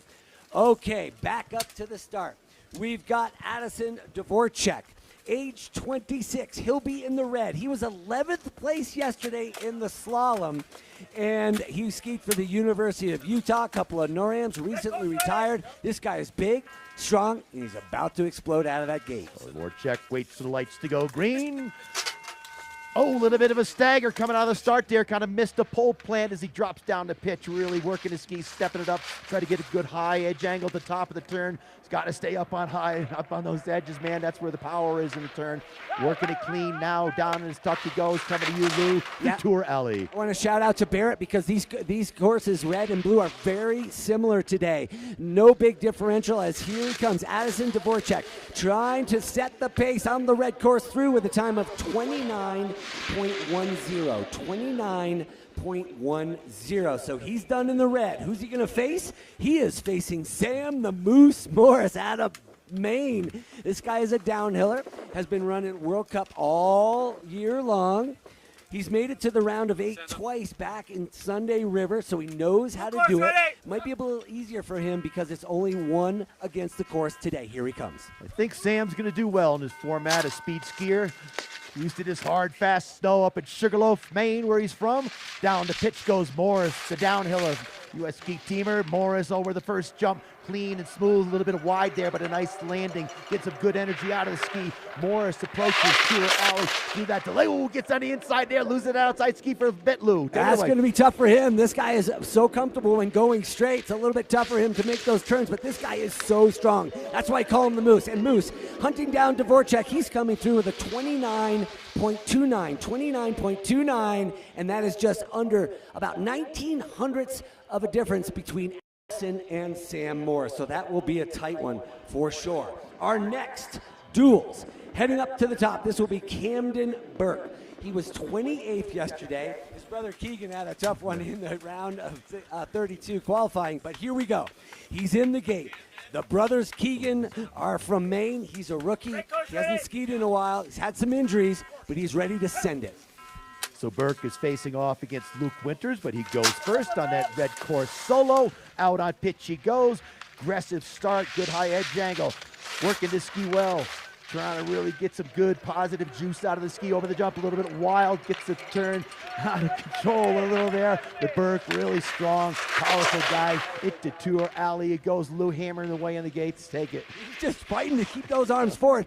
Everything's putting you in the back seat, but he is really fighting it. Camden Burke on the red course. He's a little loose in the chassis. Comes through with a 29.02. A 29.02. So his run is done. He is matched up against Luke Winters. Luke Winters, the Olympian, in the great. 4th place yesterday in the slalom. He's more of a slalom skier, so it'll be very interesting to see how he does in the giant slalom. So he's the Olympian, ready to go. Take it away. So great to have all these young athletes coming from their various national teams. Joining us comes down the pitch. Winters working it clean and smooth, the slalom skier. See how he fares here in his first run in the round of 32. Over the jump. Ooh, a little bit straight, a little wonky coming off of there. He's getting it back together. Luke Winters works into Tour Alley through that delay. Coming at you, Lou. All right, he's in this tuck. Now he's to break that tuck and get on those edges. There are some big turns coming into the finish. Luke Winters trying to take a lead over Camden Burke. Luke through the final 29.17. 29.17, actually behind Camden Burke head to head. So that'll be interesting, that second run for Camden Burke. We want to make it clear to everybody that's watching us on Flow TV that because of the conditions this morning in the narrowness of the trail, we're going one-on-one solo runs as opposed to head-to-head. If things change, if we get a little sun on the hill, it starts to loosen up, we'll go back to duel. That's why we're doing it. Let's go back to racing. Luke. Safety first, and we have 3rd place winner from yesterday, Jeffrey Reed, with a big check in his pocket for $4,500. He's in the red course. Calgary, Canada, 24 years old, brother of Eric Reed, also in the race. So the cadence starts for Reed. He's facing up against Kiefer Christensen. Down on the course goes the big Canadian Reed, working the skis well, good low aerodynamic position up even in the seat pitch. And Uncle is Jimmy Reed, who raced with us years ago. He's pretty psyched to get here, join the pro ranks. He's looking good through Tour Alley, Lou. All right, you can see there's that view coming off that second jump. It is a blind jump. You better know where you are going, and the Canadian definitely did that. Air Canada in the tuck coming through. Jeffrey Reed with a time of 28.07. 28.07. That is the fastest time of the day. So Jeffrey Reed on the blue course. Who's he going to match up against in this first round? Well, it's going to be Kiefer Christensen. He's sporting the mustache too. He's made it to the round of 16 before, and he says he's racing pro because if he wins money, he'll just have to keep power cleaning and working the weights. So great stuff. Good fun here at the Pro Tour as we adapt to meet the weather conditions and the safety for the athletes. Christensen coming down. Need to see if he could keep up with fast Jeffrey Reed, his opponent in this round. Oh, trouble up there as he gets a little bit wild into Tour Alley, grabbing the bullet through that little bit of a delay. Really wide and wild, Lou. Oh, that was a good one. He is barely making it straight and late, loose and wild, that is for sure. He's got to hunker down those bolts there. Coming into the finish. This will be interesting. Keeper Christensen, 28.74. 28.74. So Jeffrey Reed has a 0.7 advantage still within that second. A great matchup in the second round. All right, back up to the top. We have David Ketterer, husband of Racy Stiegler, father of Rosie, 28 years old. He is a World Cup skier. More of a technical skier, and this guy skis so smooth. He's not very big, but he certainly packs a punch. So Ketterer, powerful, ready for action here today. Oh, bobble in the start, kind of got stuck with his poles, came up against the door a little bit, caused him some time there as he drops down the pitch into the jump. Ketterer, well, that was an interesting move there. A little quick stutter step and get it right back to the snow. Skis are faster on the snow. As you say, Lou, not in the air. Take it away, buddy. And plus, if you're in the air, you just let go of your steering wheel. Imagine going 40 miles an hour, flat light, with no steering. Well, Ketterer is so smooth. Look at that, absorbing the bumps coming into the finish. David Ketterer with a time of 28.58. 28.58. That's kind of in the mix, but he is going head-to-head with the next racer we're going to see, and it is River Radamus. He got knocked out in the first round, placed 29th yesterday, but that was slalom. More of a GS skier. Fourth place in the Olympics in the giant slalom. Here he goes. All eyes on River. So Radamus, cool and collected. More of a speed skier these days. Let's see what Radamus has on the pitch. Really looking for it up there. Gets the power out of the turns. Radamus wants it bad today. Not happy with his result yesterday. So many athletes weren't. So many great athletes in the Tour. Radamus, one of them, into that left foot turn through the chicane. Comes Radamus, Luke. All right, here comes Radamus. Super smooth. Not the best skiing I've seen from him ever on the top, but now he's got it going. Look how smooth he is.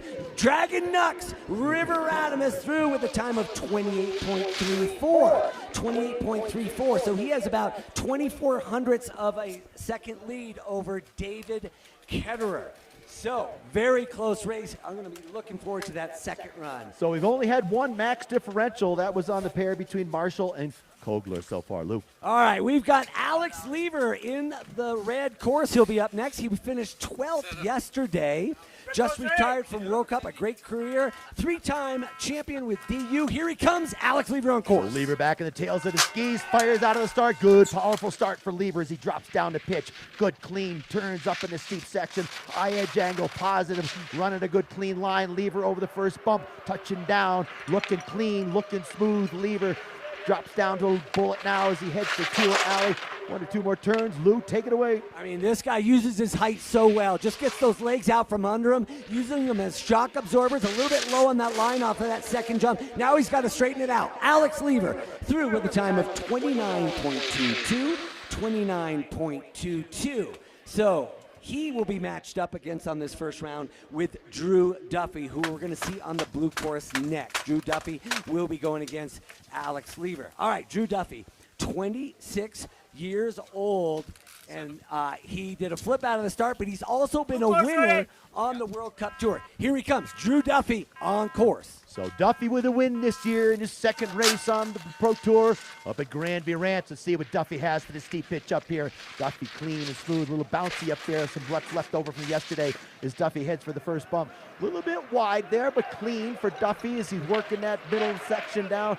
Duffy on the blue course side heads for the left footer into Tour Alley. Duffy bringing it all the way through Tour Alley. Over that second jump is Duffy a little bit wide there. Wild bouncing around. Duffy heads for the final bump. Across the line he will go with a time of what, Lou? Drew Duffy with a time of 28.98, 28.98. So he has a 0.2 of a lead over Alex Lever. So Duffy leading by a minuscule amount over Alex Lever over that first run. Woo! So our next matchup is Cameron Smith in the red against Michael Ankeny in the blue. But we are watching Cammy Baby first. 19th place yesterday, born in 92. And he likes to ski with his gal, both fast skiers. The countdown begins. So the countdown begins. Course is running very much in parity today. Only one run was out of a second between the two. At the top of the pitch, it's Cameron Smith working it clean over the bump. Smith touches down, a little bit out of balance, but nice clean run for Cam as he heads for Tour Alley. Bouncing away a little bit, grabs his tuck, Lou. A little bit of an inside move there, dropped that inside shoulder and lost a little bit of the edge, but he's got it now. Big flight off of the second jump. Here he comes in, trying to straighten it line. Whoa, he's running it straight and late. Cameron Smith with a 29.53.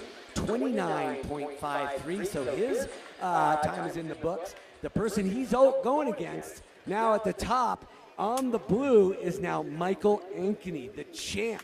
6th place yesterday. He is in a hunt with Robbie Cohn for the overall championship lead throughout this year. Went to Dartmouth College. Also a slalom skier, super fast in slalom. Here he comes. Ankeny part of the race aboard. So helpful all season long as he drops out on the course. Let's see what Ankeny, a little bit of a bobble on that very first turn. Gets stuck on the inside a little bit. Ankeny works to the first jump, touching down. Only skied slalom with us for the last several years. Bouncing up there, a lot of chatter from Ankeny skis. He's head for Tour Alley. Even more chatter. Got on that inside ski, Lou. Super low line on that left footer, and that's so important. We'll see what happens. This guy's having all sorts of trouble. Ankeny, come on, make it to the finish with his skis on the ground. Wow, really coming through with a 29.13, 29.13, 0.4 of a second against 0.4 ahead of Cameron Smith. So Ankeny with a 0.4 lead over Cam Smith into the second round. Yeah, that was one of the roughest rides we've seen all day. Yeah, get in the front seat, Ankeny. Fighting it hard. Now up in the gate, 8th place yesterday. 8th place, Nolan Casper has his dad in the crowd cheering him on. Way to go, Joe. 33 years old. Here he comes. Here comes Casper. So Nolan back on the tails of his skis, drops in on the red course side. First time GS for these guys, a slalom specialist, the Olympian Nolan Casper. Handling it well so far. Casper off the top jump, clean and smooth. He's so strong, really composed up there, Lou. Heads for Tour Alley, take it away. Most people retire, they don't work out. This guy's still strong, built like a brick ski house, a brick outhouse, I don't know. Here he comes. Here comes Nolan Casper skiing super smooth on a bumpy course. Drops the head, pulls the arms, 29.27, 29.27. So his job is done on the first run. He is going up against Simone Fournier, the Canadian. And he was 24th at the World Ski Championships in Ore in slalom. So let's see how he does with a little faster speed, a little bit of a tough visibility. Nolan Casper's in the book. Here comes Simone. So the DU skier, comes up against the doors. That costed some time right out of the bat. Never bust those 1,200-pound magnets open. He's getting bounced around, losing that outside ski a little bit. As Fournier drops down off the bump, wide and wild, landing on the inside ski, trying to get it back together here. Attacking the course. Fournier coming into Tour Alley. Through that, we've seen that blue gate give some troubles to these guys, Lou. Yeah, hey, no points for that mule kick he did up there, but I'm very impressed. Here he goes. He's a little bit rattly in the back seat. Simone Fournier through the time of 28.89 has the lead. 28.89 has a 0.3 lead on Nolan Casper. Casper has the work cut out for him for the second run. Back up to the top, we have Wilhelm Normansath, 18th yesterday. He'll be in the red. He's going up against Francisco Gori, but it's all Wilhelm. Willie in the gate, 22 and 21 NCAA champion. Look at the focus, trying to get the rhythm, trying to get the field. Here he comes. So finding himself on the podium, the first time he joined us this year, Norman Seth bust out on course on the red course side. Norman Seth working it clean and smooth. Good even pressure on both skis as he drops down off the pitch. Over the jump he goes. He grabs a bullet up there. Strong and powerful. He says, I'm getting after it. This is a good-looking run here, Lou, but get yourself in trouble talking about good-looking runs and you don't know really what the time is. What you want to see is everything forward. The guy's arms are forward. His hands are forward. He got a little bit of air time right there, but look at this. Now he's on the tails trying to squeak it out. His time, a 29.34. 29.34. He's in the mix, but more importantly, he's going up against Francisco Gori, the Italian from the NCAAs. It would be the best for him to have a good result at the finish, that he says. He's Italian and he likes pepperoni pizza, but he better be focused on the ground because it's all white below his feet. Oh, you are the best, Lou.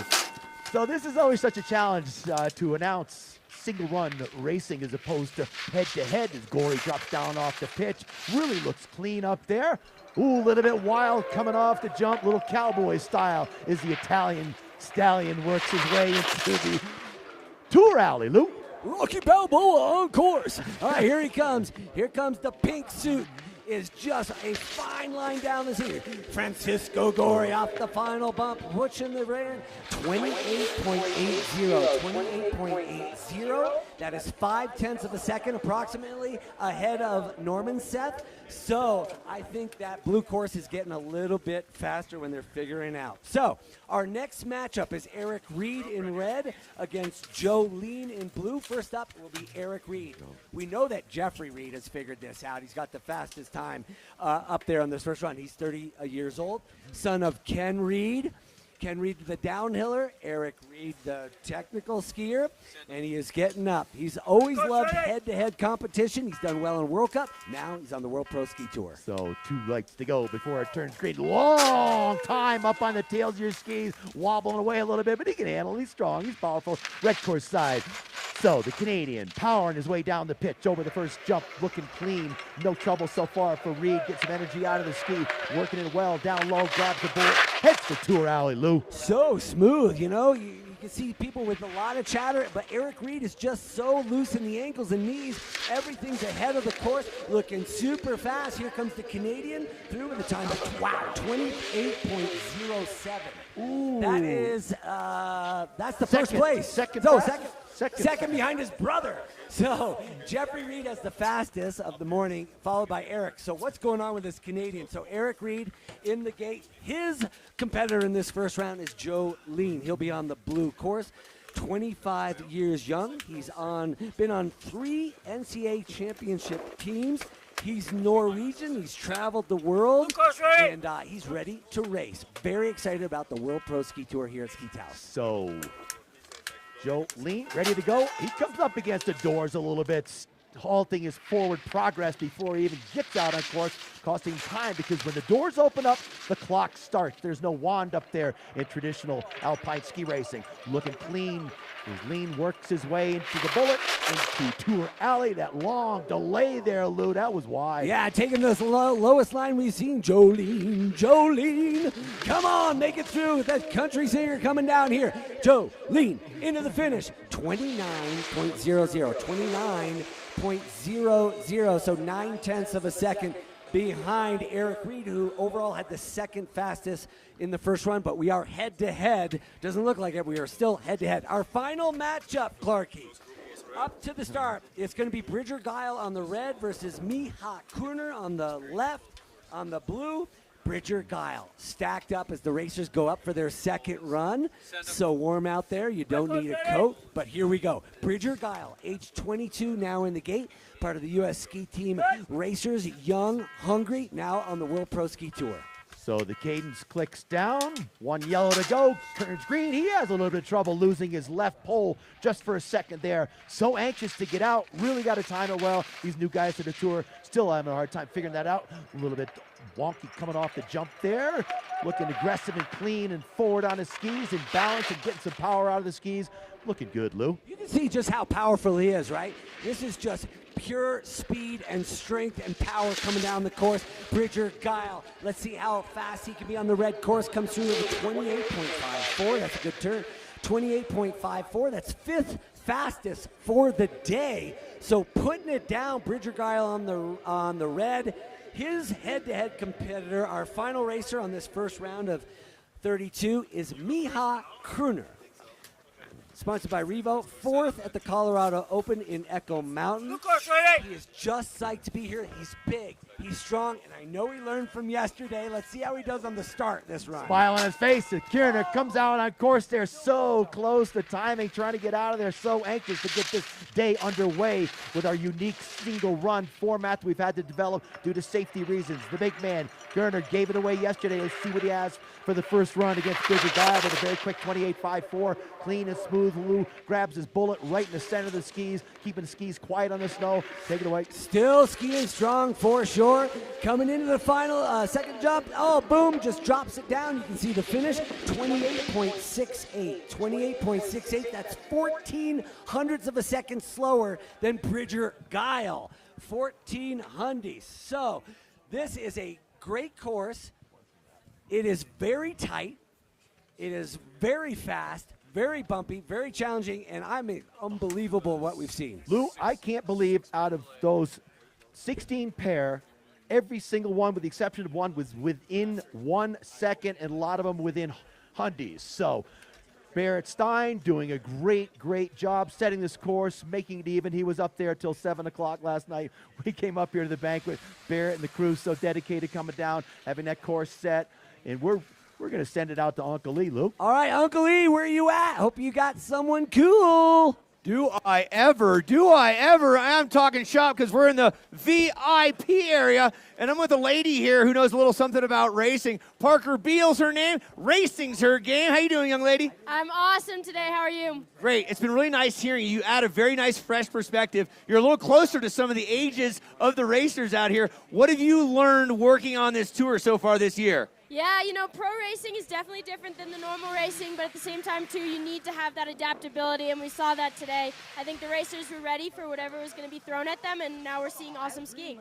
That's the adaptability, right? We don't know what Mother Nature's going to bring. The rules kind of change on the fly, not truly fist. That's what this World Pro Ski Tour is about, right? Exactly. You need to be able to take the day, start off well, but no matter what, ski fast. Boom, said like a professional. Yeah, are you enjoying your time inside working with Clarky and Ludog? Oh, yeah, wouldn't change it for the world. We make a good team. Yeah, it's tough to get in there edgewise, but you're learning a fair amount, right? Exactly. You know, I get my say, I get to talk about the course, and it's not a bad deal. Anything you'd like to say to the aspiring young racers that are watching? Yeah, you know, enjoy ski racing in all of its forms. Skiing is an amazing sport. It brings the community together, and we all love it. I think she's got a future in the sport. Go get warm, get inside, go talk to Lou Dog and Clarky. Come on in here, Marky. We'll see you in a little bit. High five. Woo! All right, we're going to sports insurance right now. Insurance is kind of important, as I've understood through the years. Mark, how are you, sir? I'm great, thank you. How about yourself? Top notch. Let's speak a little louder so we can get over to Leonard Skinner and Freebird here. How many years has sports insurance been in the game? We've been in the insurance side for sports somewhere around 22 years right now. And we've written the Pro Tour. We've written Pro Tour something like 3 years now. Official sponsors and the official insurer of the Pro Tour. Nothing wrong with that right there. Insurance is very important to have, and we thank you very much for your support. Anything you can say to anybody out there that may need some insurance? John Franklin, where are you now? Yeah, simple as that. All right, lots of racing going on. Freebird just ending. Thank you, Sports Insurance, and all the sponsors. We're going to find Spider in just a little bit. We want to thank them for their support and love. And we're going to go over here. Check it out. We're going to go over here and get ourselves a good idea. It's natural energy. It's full of good stuff. And then when it's all, come on, bring the camera. We got no wires attached here. Check it out. Harness your natural energy because it's a good idea. Wait a minute. Now we got Revo here. Bring it on in. Come on. I love this wireless ability we have right here. Would you be so kind as to hold my good idea? You're very nice, Miss VIP. We're going to get you in your hat later. What's your name? Where are you from? I'm Jerry from Revo. Jerry from Revo, always with a clear vision there. How's everything going here with Revo? Absolutely outstanding. We can't ask for better conditions to demonstrate our photochromic lenses. Yesterday was bright sunshine. They were dark. Now they're adjusting, and you can see in the flat light. Yes, without my knowledge of photochromic, break that down for us. Photochromic gets lighter when there's less sun, gets darker when there's more. So fabulous for a day like today where it's frat right? Frat right, yep. They got that right. Is that right? Great, we got a booth right down there so people can go check it out? We got Revos in the store. You don't just check them out, you can buy them. You can buy them right here? You can buy them right here. Bingo, that's it. Go buy some Revos there. I think they're free dollars with like a couple $100 non-refundable deposit, right? I think we got a healthy discount going today. Are we at 30 off? Today only. 30%? 30%. Can I borrow your credit card?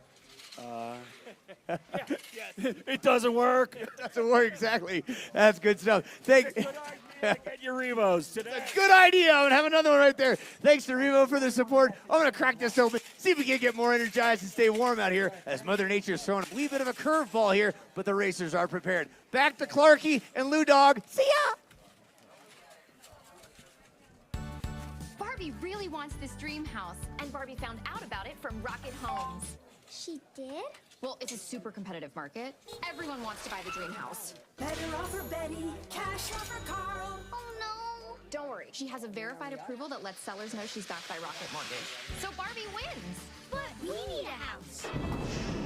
You could buy Castle Grayskull. Find and finance your dream house with Rocket Homes and Rocket Mortgage. For more than half a century, Seiko has been supporting athletes in their efforts to be the best.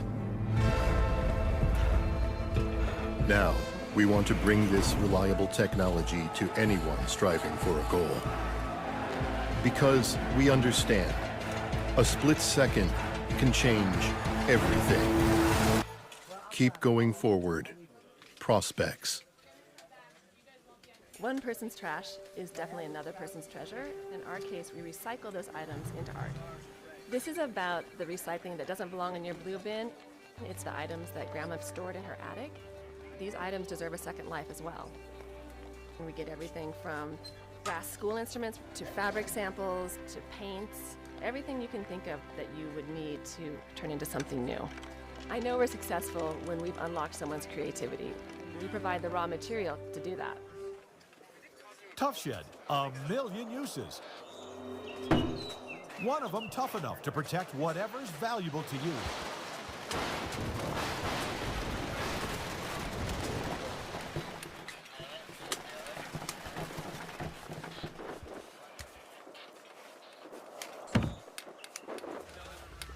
Tough Shed storage buildings and garages, coast to coast. For the store nearest you, call 1-800-BUY-TOUGH or visit toughshed.com. All right, welcome back to Ski Taos for the World Pro Ski Tour Championships. I want to do a shout out to Rocket Mortgage because we have the Rocket Run of the Day. That's the fastest run of the day. Who was it?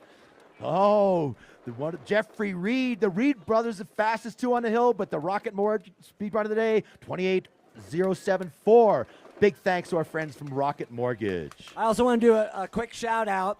All awards are going to be here after the races. We're not going to do anything down at the plaza because we'll run a little long today. So all activities, celebrations, awards are going to be right here where you are sitting if you're at the finish of the race. All right, second run. So this is combined time versus combined time. We only had one differential over a second. So we have now Andrew Hancock switching from the blue course into the red. Finished 26th yesterday.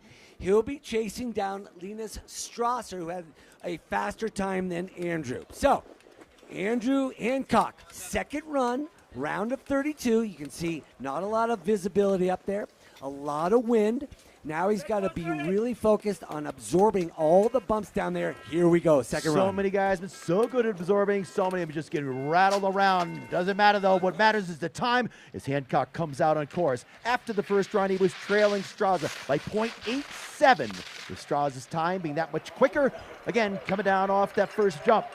It's Hancock doing a good job. Hancock grabs the bullet and heads for Tour Alley. All right, straighten it out. You can see him a little bit more aggressive this run. He's figured it out, but he knows he is behind a little bit wide on that turn. Not the best line off that jump. Here he comes into the finish, reaching his combined time. As soon as I get it, it will be his combined time against the combined time of Linus Strasser. His one run time was a 30.21.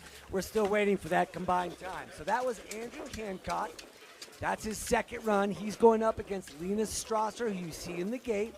Linus is just going to be waiting there, visualizing, trying to figure out all that's going on. So a little bit different, trying to, get this going with the differentials and,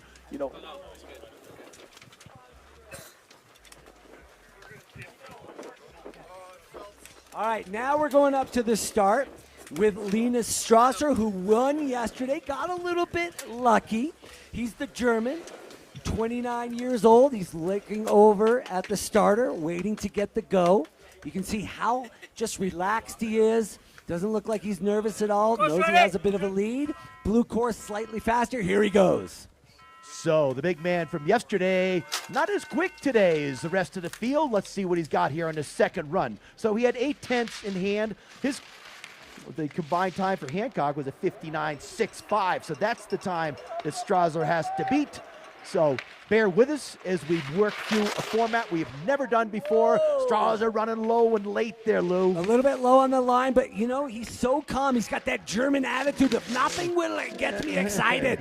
All right, except that maybe another win reaches for the line. His second run time, 28.82. His combined time is faster at 57.38.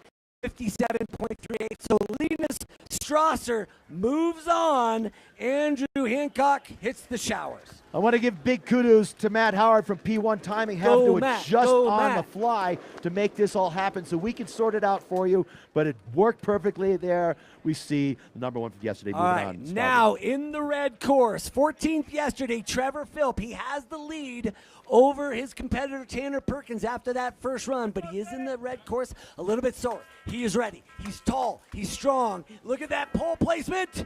Wow, that's different. There was a whole bunch of different pole placements. The starters, Kevin Kiley and Randy, were showing us a lot of different options for these guys. As he drops down to pitch and he trails after the first run by 9/10 of a second. Let's see what he has here. Excuse me, he had that 9/10 advance. Thanks, Lou. Another one just really starting to get after it here. Now that after the confidence of the first run, they really start to punch it. All right, on that right ski, it is still bumpy out there, hard to see. Here comes Trevor Philp, wants to add to his lead. His combined time is 57.10. 57.10. And so that's what we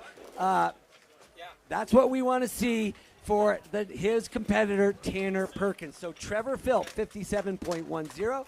Now up to the start, Tanner Perkins. Tanner Perkins took out River Radamus yesterday, but that was in slalom. Tanner has some work to do, that is for sure. Fourth in Steamboat. He knows what it takes to be in the top four here at the World Pro Ski Tour. The countdown begins. So, clicking down, coming out on track. Perkins now, see what he's got for the Canadian in the second run here, the round of 32 in the World Championships of World Pro Ski Tour. GS for the first time, some decent flight, but landing a little bit wide, Lou. He looks aggressive, looks clean, looks powerful, working his way into Tour Alley. I like what I see. Big edge angle. He's getting those feet way out from under him and then trying to ski that smooth line. All right, he is hunting down Trevor Philp. Will it be enough? Tanner Perkins, the giant killer from yesterday. Will he do it again? His time is slower. So Trevor Philp wins 57.10 or a total time of 59.30 for Perkins. So Trevor Philp goes on and Tanner Perkins will live to ski another day. All right, back up to the start. We've got 20th place yesterday from Montana State University early in his career, Garrett Driller. This guy is living for the World Pro Ski Tour. Look how calm he is. Focused down, looking down that red course. It's bumpy. You can barely see it. It's tough, but that doesn't scare him at all. He is ready. Here he goes. So only 2/10 separating him and Tech as we go out on gate goes Driller. Good clean start for Driller. First 2 turns, looking good with Driller, high edge angle, top of the turn, getting some juice out of the skis, heads for the jump. Really got to ski clean up top there. You never win them in the steeps, but you got to get out of there with some good energy. Into the flat section goes Driller, down in his tuck, looking aggressive and strong. Driller coming through Tour Alley. I like this guy. He just lives in his tuck. He is looking for speed aerodynamically and staying out of the bumps. Here comes Garrett Driller. Wants to put a 2-run time together. That is fast. It is a 57.76. 57 combined time, .76. So the time for Drillers in the books. Now we go to who he is going against in the blue. That is Filip Faratek, NCAA Slalom champion. He made it to the quarterfinals before. He is all after it, all focused. He's got that gray suit that carves an eerie presence on the fog-laden course. All right, here we go. We've got Filip Faratek in the gate. So Faratek watches the lights go from yellow to green. Out on track he goes. Faratek drops down the pitch, gets a good strong start. As he gets on edge, a little bit of chatter up there in that second gate, and the blue course crossing the rut. Faratek jumps down off the first jump, looking in control of this run, stay in the center of the skis. Keeping the energy coming from those long 30-meter radius. Oh, he's wide there, Lou. Oh, man, barely made that. The tip was millimeters from hooking at 35 miles an hour. Here he comes, Filip Faratek hunting down Garrett Driller. Will it be enough? And it is a 57.68. That will win. 57.68 is faster than Garrett Driller's 57.76. 0.08 of a second. So Faratek moves on by 0.08 of a second. That's kind of tight. Unbelievably back close up to racing. The top. 7th yesterday, the champion on this tour for so long. Everybody's been hunting him down. Robert Cohn is in the gate. He's ready. He's on course. So Cohn trails by 0.8 of a second over Lindstall, who come up after him for his solo run over on the blue course side. Switching courses is Cohn. Really wants it bad here in a tight battle with Michael Ankeny for the overall tour standings. Not having a very good first run. All these guys can ski slalom for the last several years in the tour. First time for GS, for Cohn coming into Tour Alley. Cohn, an NCAA champion early on in his career. A little bit wide there. That's going to cost him a couple hundredths of a second. Robert Cohn looking to put down a good time. Combined time, 58.13, 58.13. That's his combined time. He can just wait in the finish. Now he's got to watch his competitor, Jage Lindstall, 24 years old. Second place in Aspen earlier this year. NCAA skier, came all the way from Norway for this competition. Cohn is in the finish waiting. Now it's Jage's time.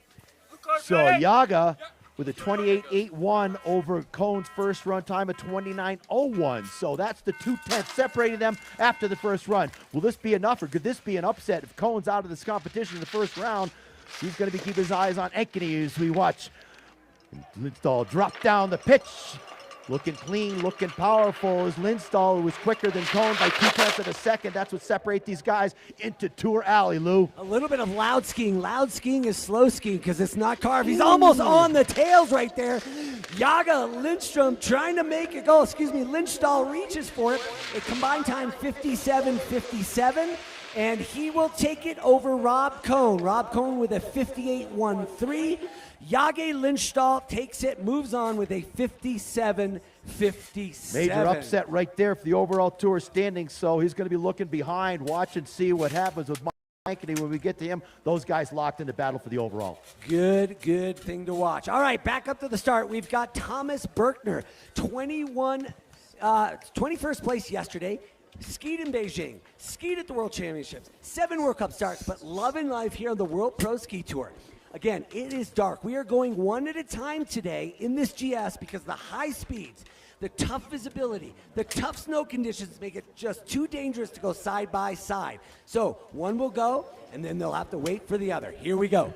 Thomas Berkner in the gate on the red. I think red is a little bit slower. Who has the advantage here? So Simone, he had a 28.24 first run. Berkner's time was a 28.57. Berkner will be chasing Kamalander. The countdown is on.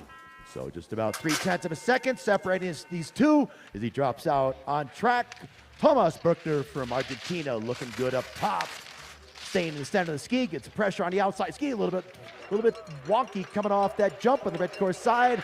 And it's going to be Berkner grabbing the board. He heads for Tour Alley, knuckles down there, Lou. Yeah, knuckle dragging into the flats there. So important to ski smooth. Big air right there, lands on that right foot. That's the best line I've seen today. Right on the gate, but he's in the back seat. Wow. Here comes Taos Berkner through with a 58.00.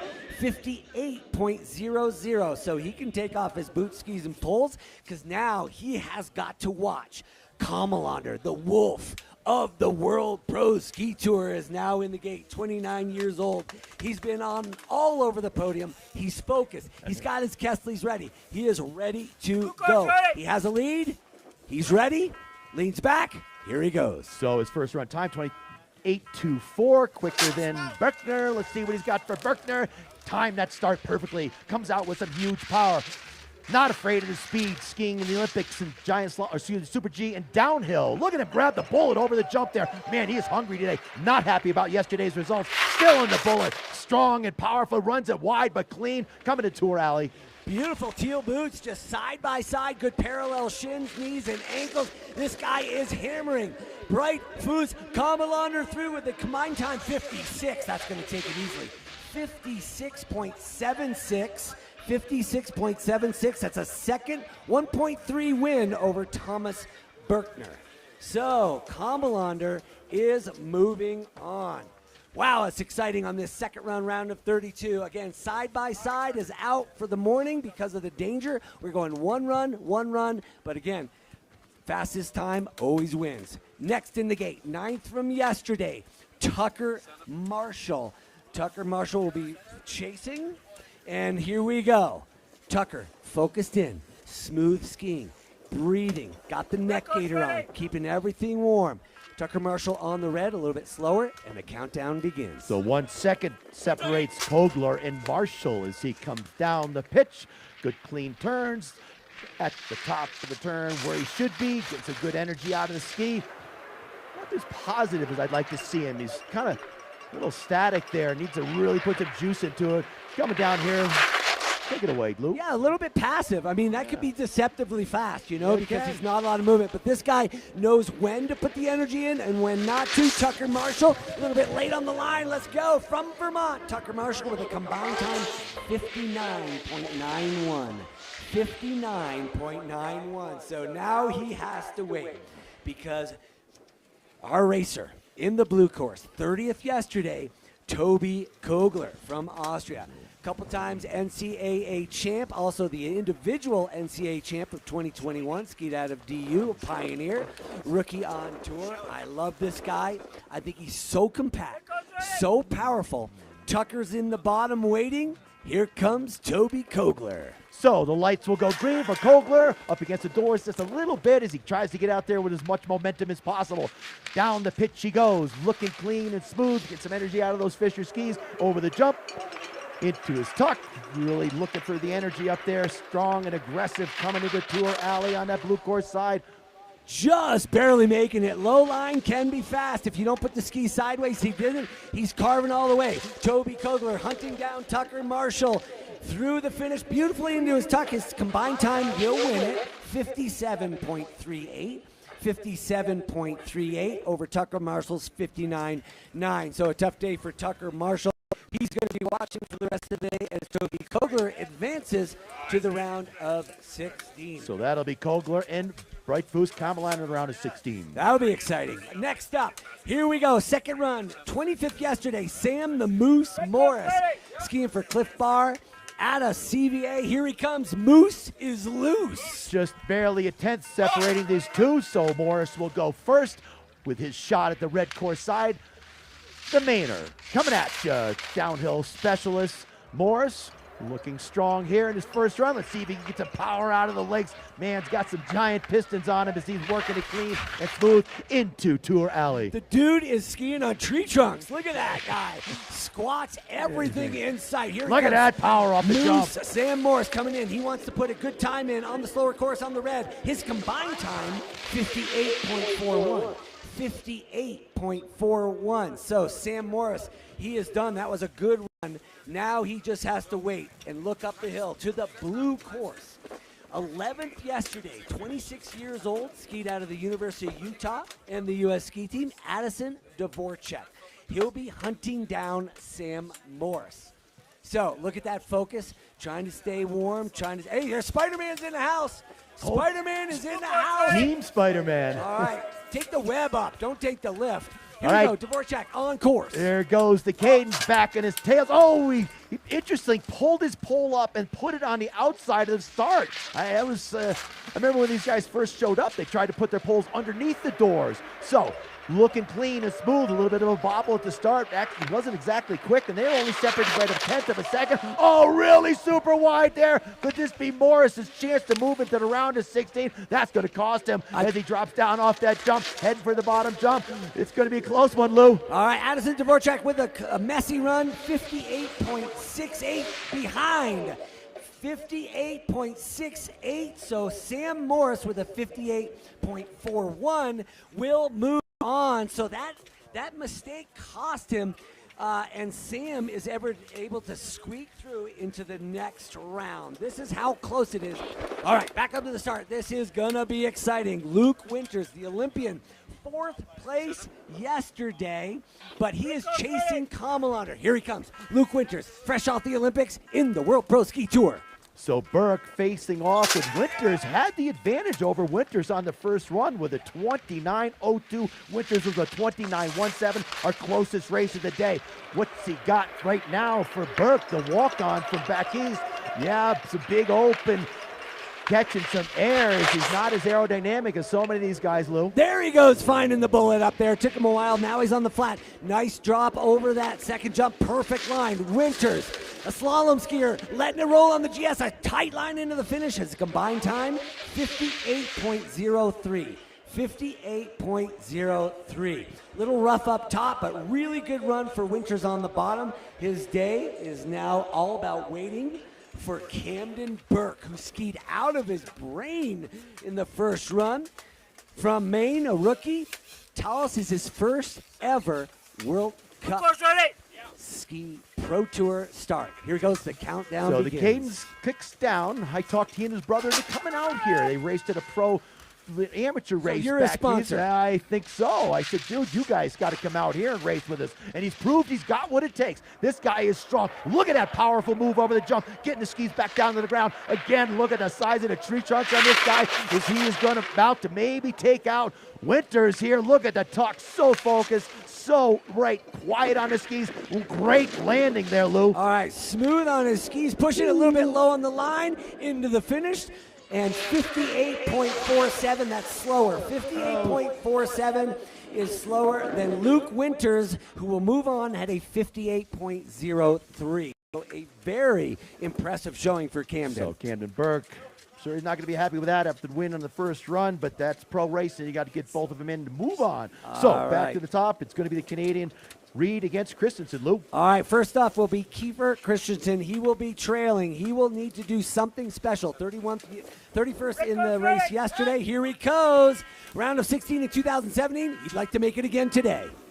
So Christensen trailed Reed by 0.74.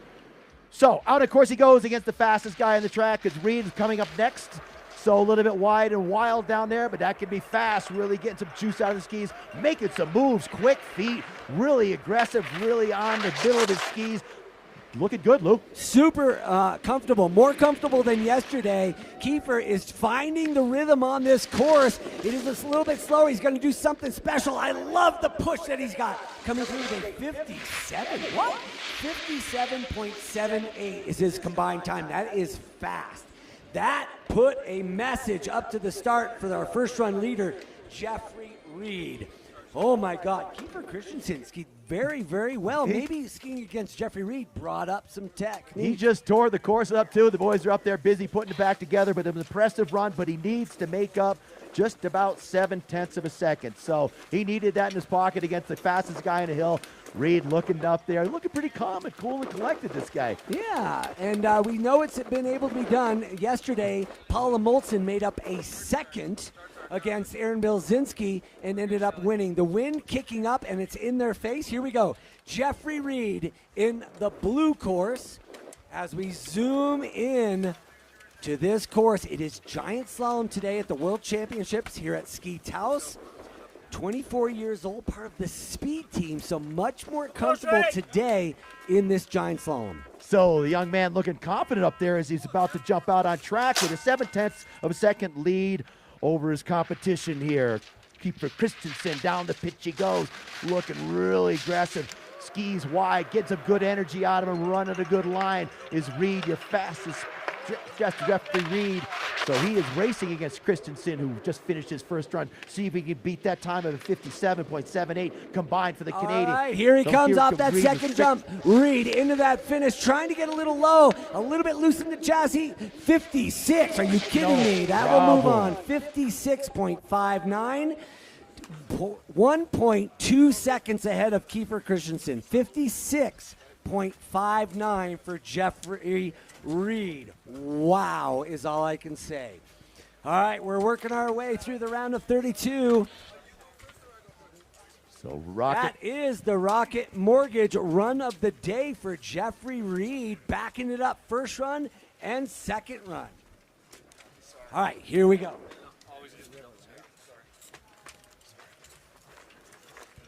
All right, we've got River Radimus knocked out yesterday early, but this is giant slalom, a little bit more comfortable. You're going to see him getting big edge angles, putting that hip down, dragging knucks, but watch the outside of the ski. That's what you want to have smooth. That upper body is just there for balance. All right, River Radimus in the red, about to go. So Radimus on his first run of 28.34, facing off against Ketterer with a 28.58, who will come after Radimus here. He was quicker by about a little over 0.2 of a second. Is the U.S. ski team member Radimus coming at you, looking good, looking strong, looking fluid, really getting some power out of his ski loop. I think fluid is the word. You nailed it right there. This guy just flows like oil down the hill, but super fast. Look at that. Such a beautiful landing there. Here comes River Radimus. His combined time will be a 57. Wow, 57.29. 57.29. He can take off his skis, look up the hill, because his competitor, David Ketterer, is on next. Johnny Lebowski in the gate, 28 years young, sponsored by Gorilla Jackhammer Club.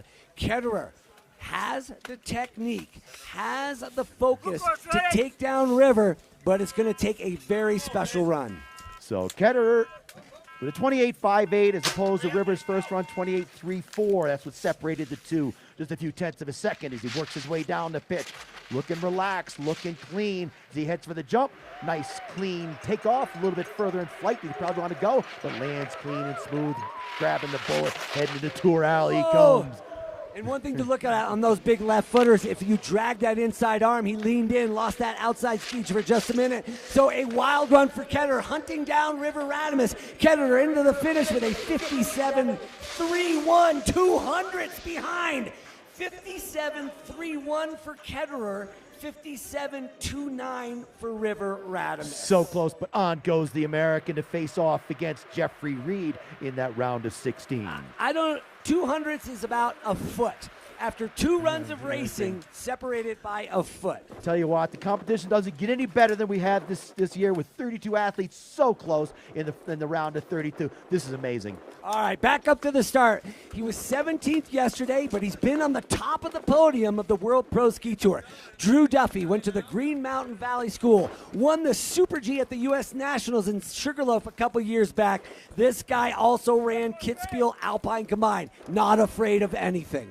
So only a little over 0.2 of a second separating he and Lever on their first run. Lever waits and watches Duffy as he drops down the pitch on his first run on the red course in a round of 32. Getting after it, really wanting it bad. Such a strong field. Everybody's starting to develop a little bit of confidence in the course here, I think, and really starting to attack. It's getting rough, it's getting a little slower, but they're on it. And he's doing a great job getting a high line, meaning getting the turn done and letting the ski down the hill. This is Drew Duffy, loves to go fast. He's through with a time of 57.99.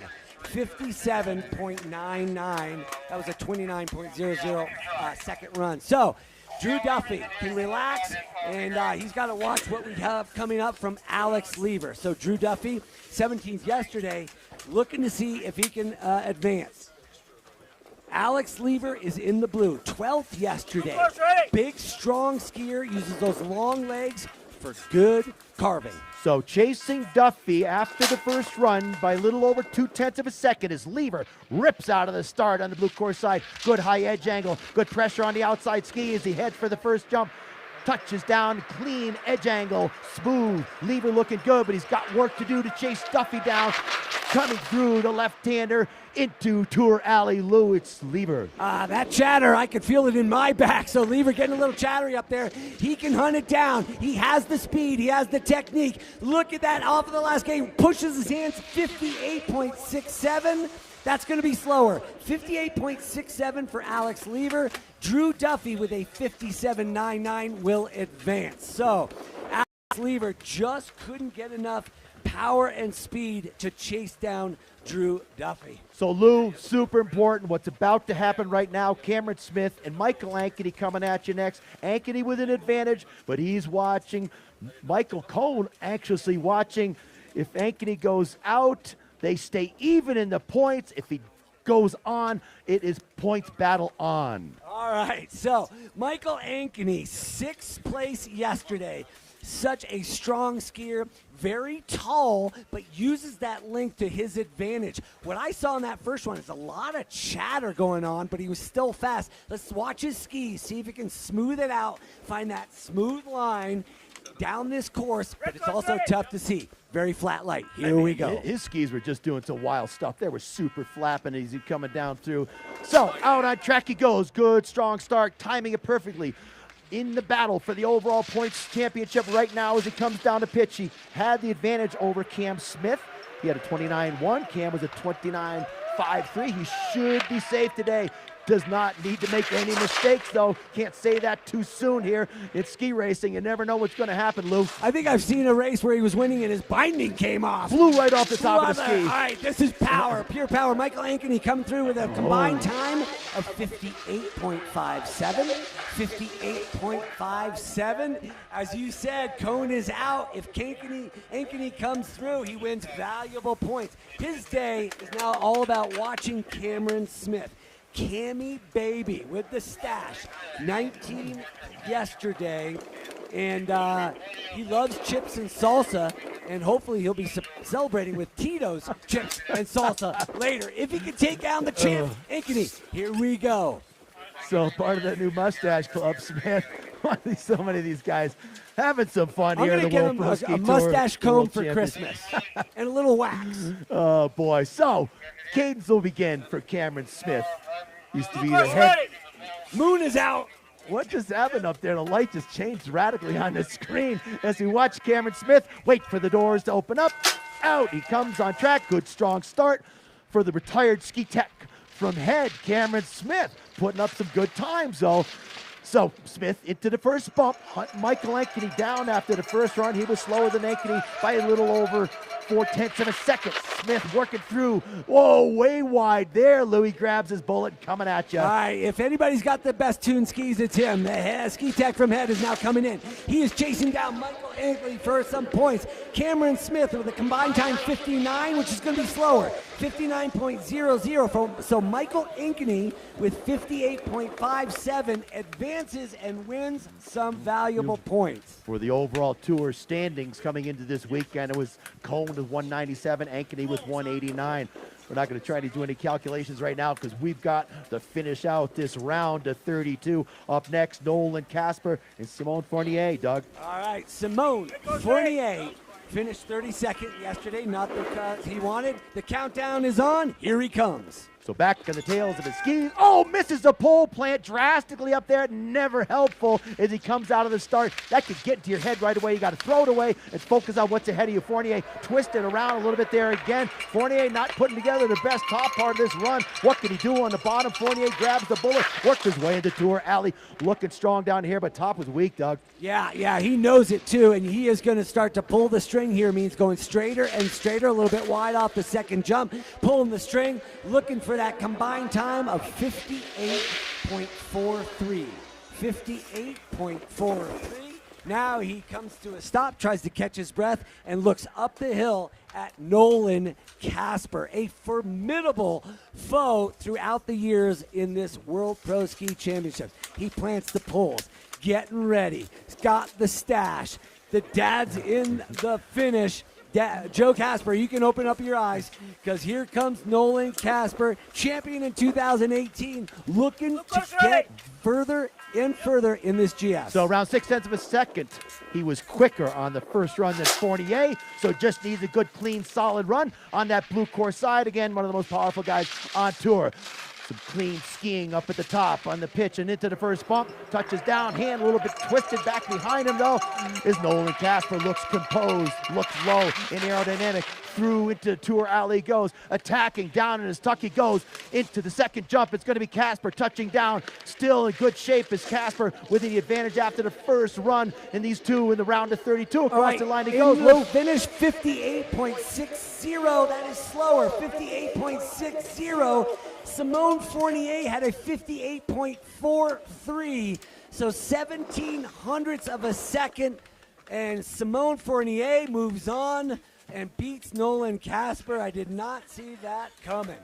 No, I looked like a solid run, but you can never tell. That's why head-to-head is so much easier to call when they're actually right alongside each other. All right. But that we got to play it as the tape says. The Italian stallion in the gate.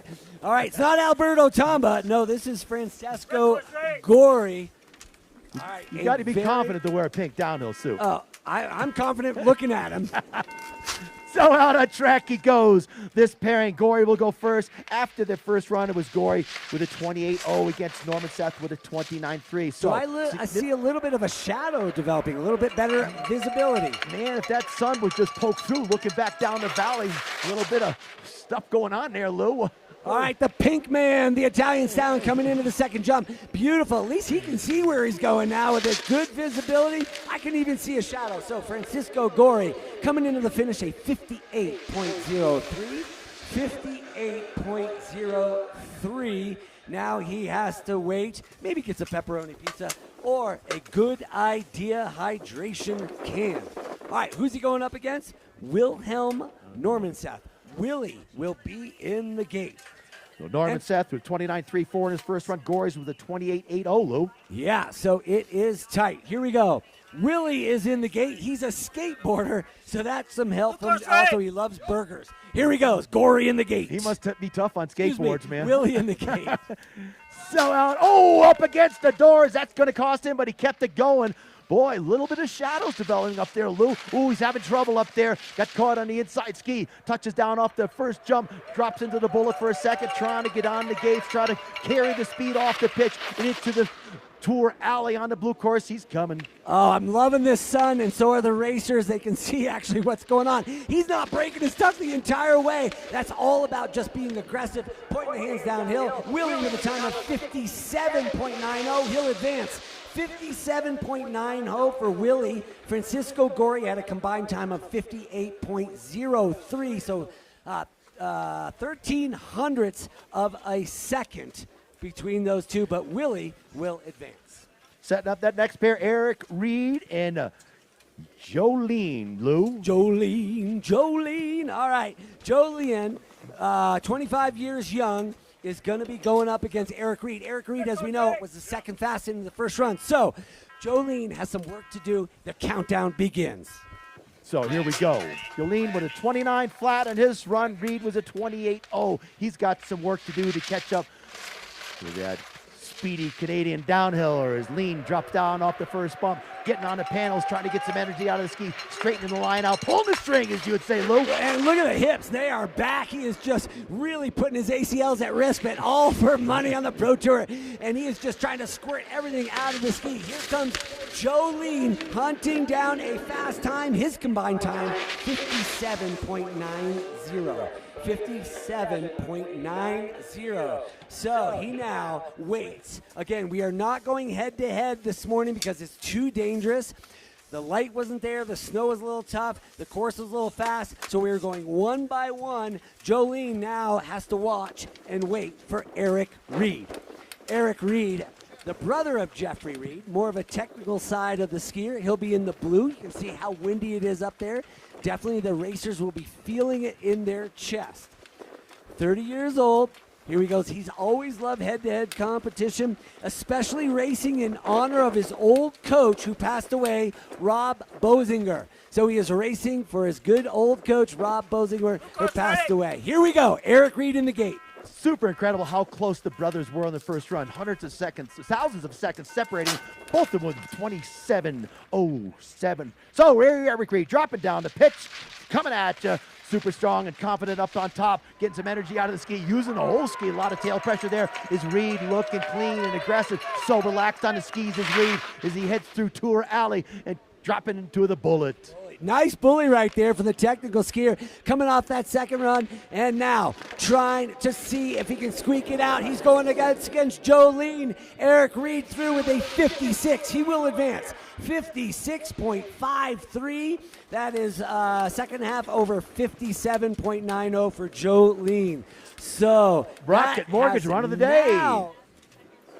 So fast. All The right. second run of the day as Lou gets set for Bridger Guile and Miha Kuhner coming at you, the last pair in that round of 32. And attention all athletes, we're going to have a meeting in the finish corral, so all men stick around so we can meet and talk about how we're going to progress here with the rest of the day. Lift 2 is also on hold. Don't ski down valley. You won't be able to get back up. Lou, take it away. All right, here we go. Our final pairing of the round of 32.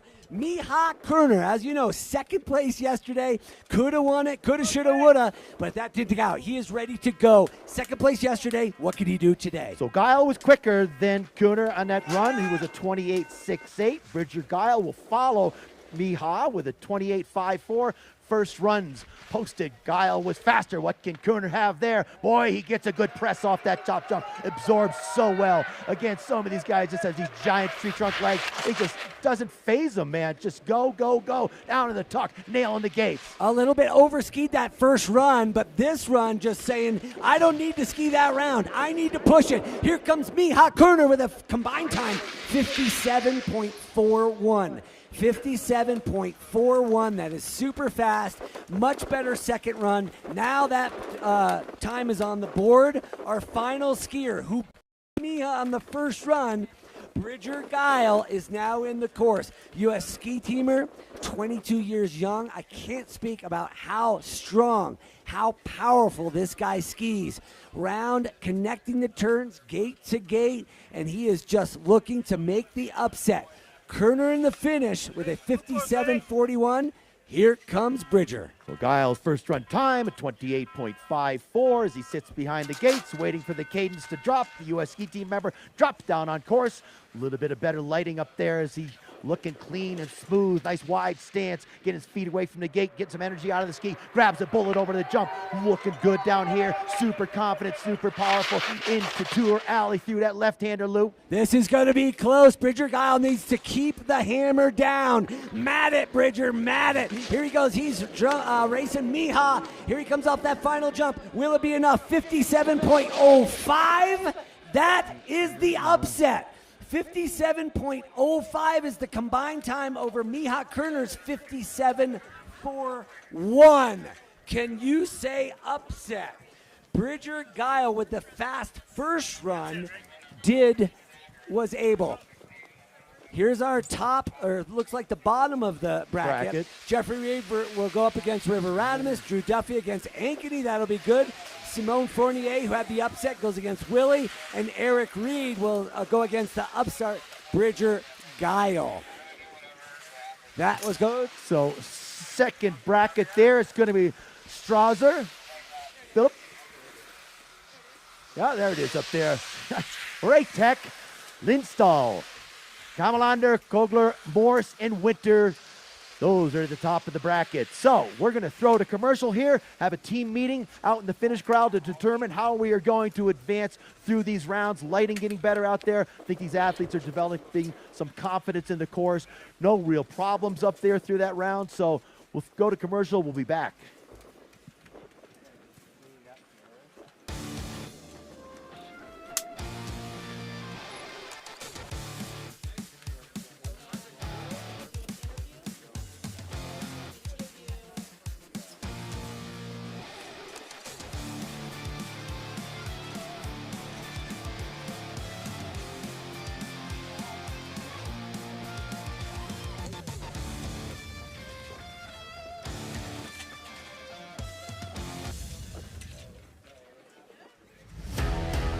In general, ski racing is a pretty tough sport. Racers ready?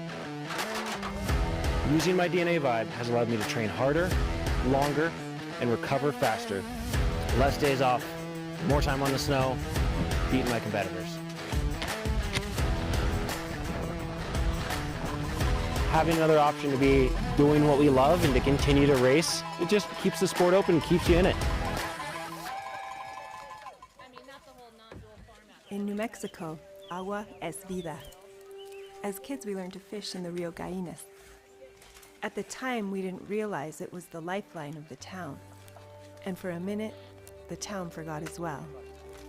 But we cleaned it up and restored it to its natural state.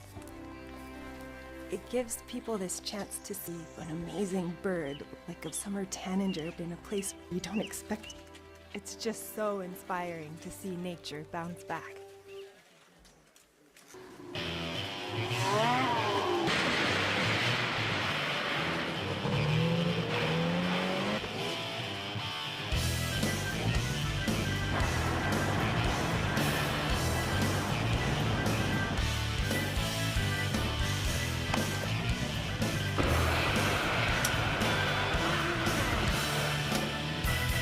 For the best deal on the best shed or garage, visit toughshed.com.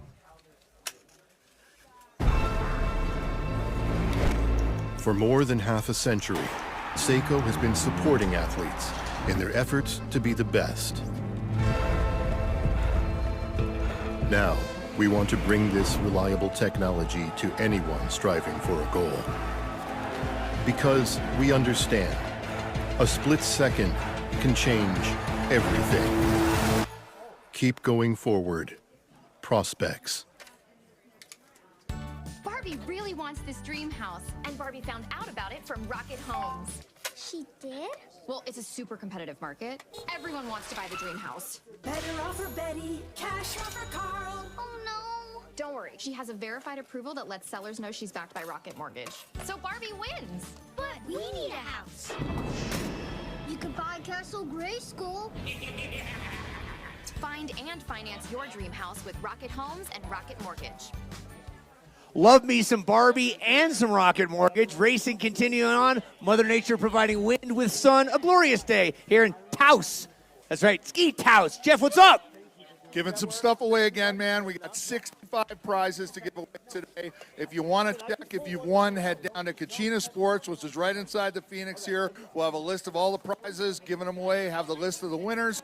Plus right here in this envelope is a Seasons Pass winner for next year. We're going to draw that later in the day, and we're ready to rumble. I thought you were going to give this year's season pass away. You're going to love this pass. Good for today only. April Fools. You know, that's next year's season pass right there. We're going to give that away when and where? How can they get that again? We're going to draw for it later today, so hanging around. Once the festivities are over with the race, we'll draw for that. And again, there's about somewhere around $12,000 worth of prizes to get today. Yeah, there is a boatload of them. Those that don't know, they're just showing up today. How does a raffle work? So you head into our ticket office, you're going to buy one of our ticket packages. That gets you a Frito pie, gets you a Tito's beverage or a New Belgian beer, gets you a raffle ticket and a cowbell. The cowbell gets you 30 off of Revo sunglasses and goggles inside Taos Sports. That is a belly full of booze with the Tito's, a whole bunch of food because of Fritos, a cowbell. We always need more cowbell, and a great time here in Taos. Woo! Thank you, Jeff, for everything you've done. We're shifting gears over here. Yeah, more cowbell! More cowbell! Yeah, Uncle Lee, getting it done out in the finish corral. We need all athletes to come into the registration area.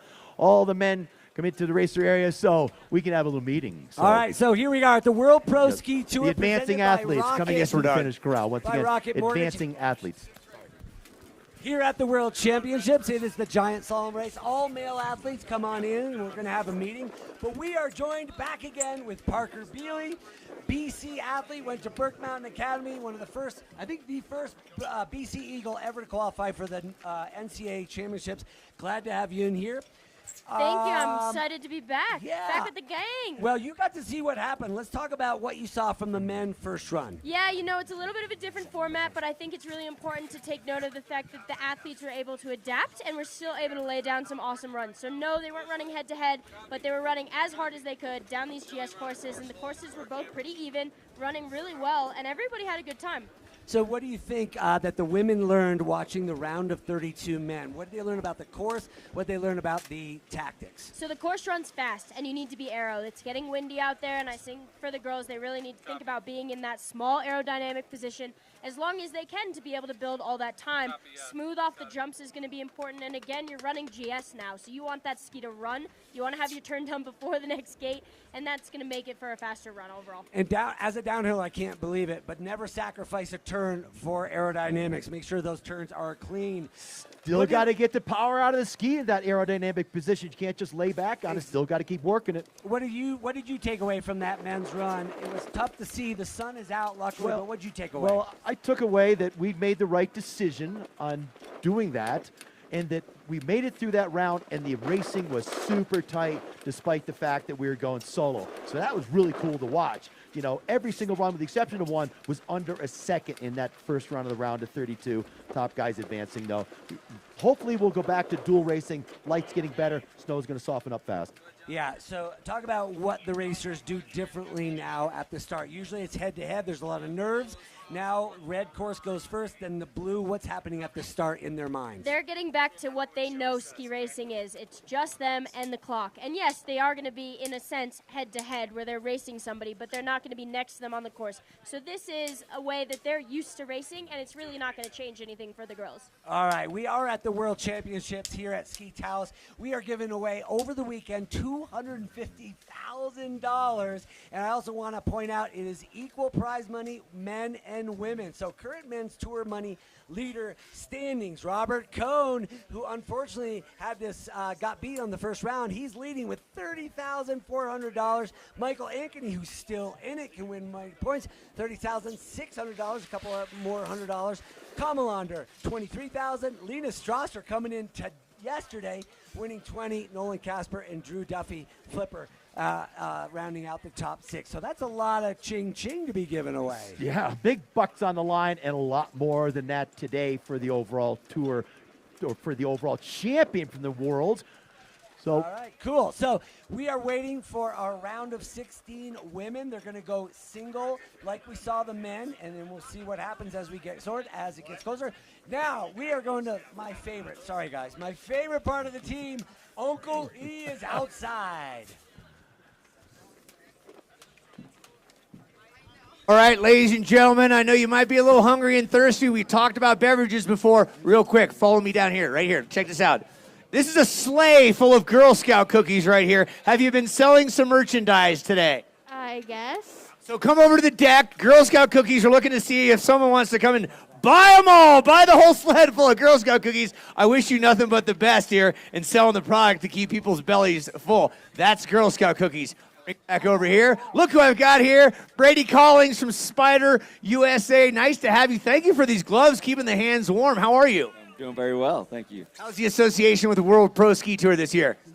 We are grateful to be here. This is an amazing event. We have our partner in Taos ski area, and we love it here. Like this is an amazing event. Like I said, I'm super grateful to be here. Yeah, I had not been here before. What a phenomenal place! You're treating us with like royalty here. And Spider, you guys have been making the quality stuff through the years. What do we expect to see down the line? Any hidden things that Spider's got going on? It's all top secret, right? Right.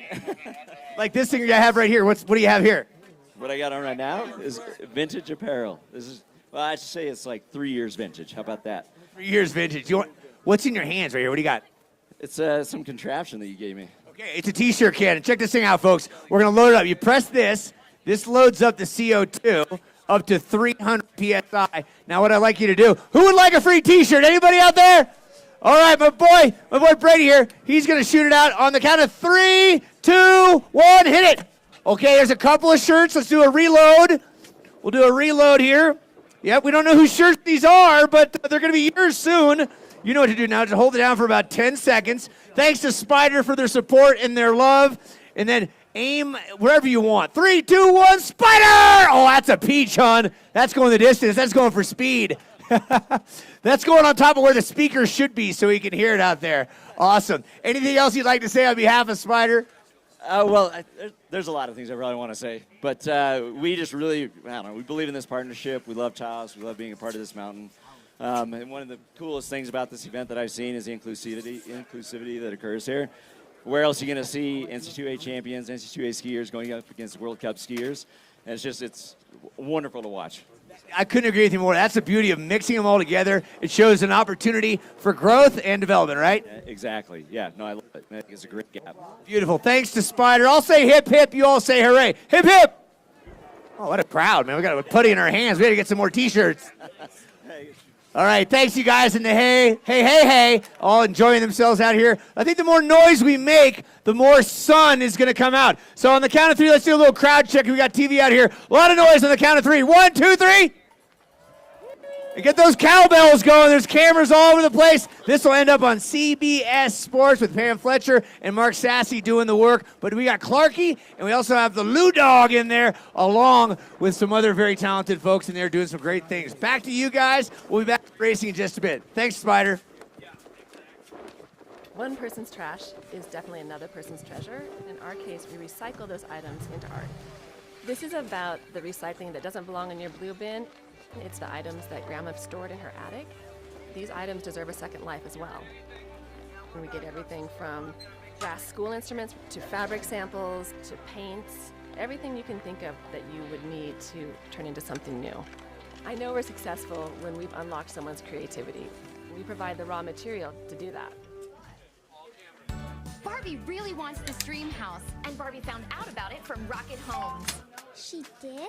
Well, it's a super competitive market.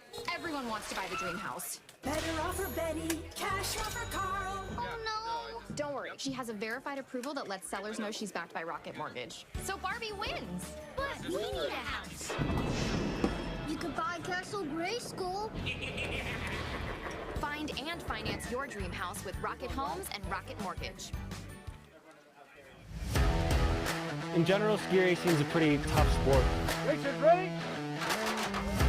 Using my DNA vibe has allowed me to train harder, longer, and recover faster. Less days off, more time on the snow, beating my competitors. Having another option to be doing what we love and to continue to race, it just keeps the sport open and keeps you in it.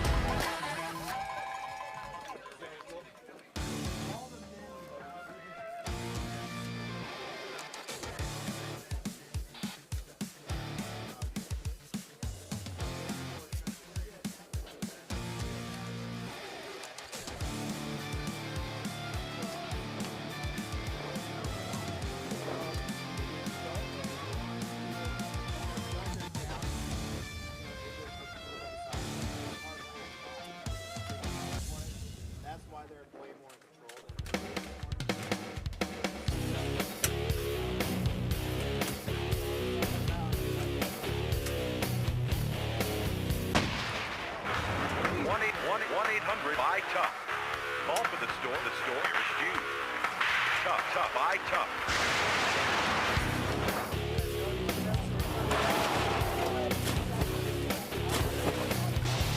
For the best deal on the best shed or garage, visit toughshed.com. For more than half a century, Seiko has been supporting athletes in their efforts to be the best. Now, we want to bring this reliable technology to anyone striving for a goal. Because we understand, a split second can change everything. Keep going forward. Prospects.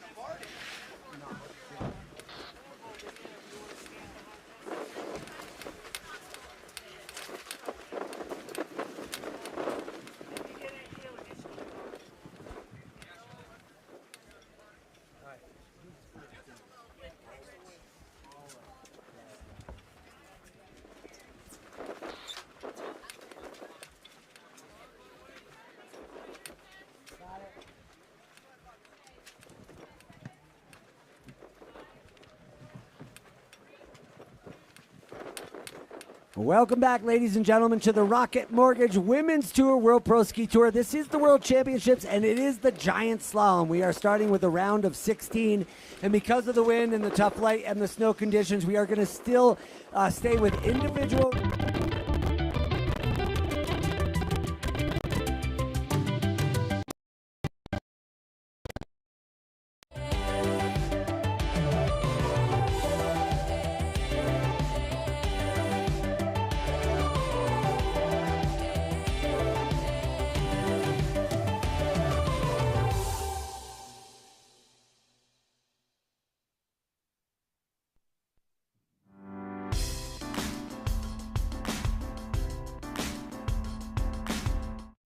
And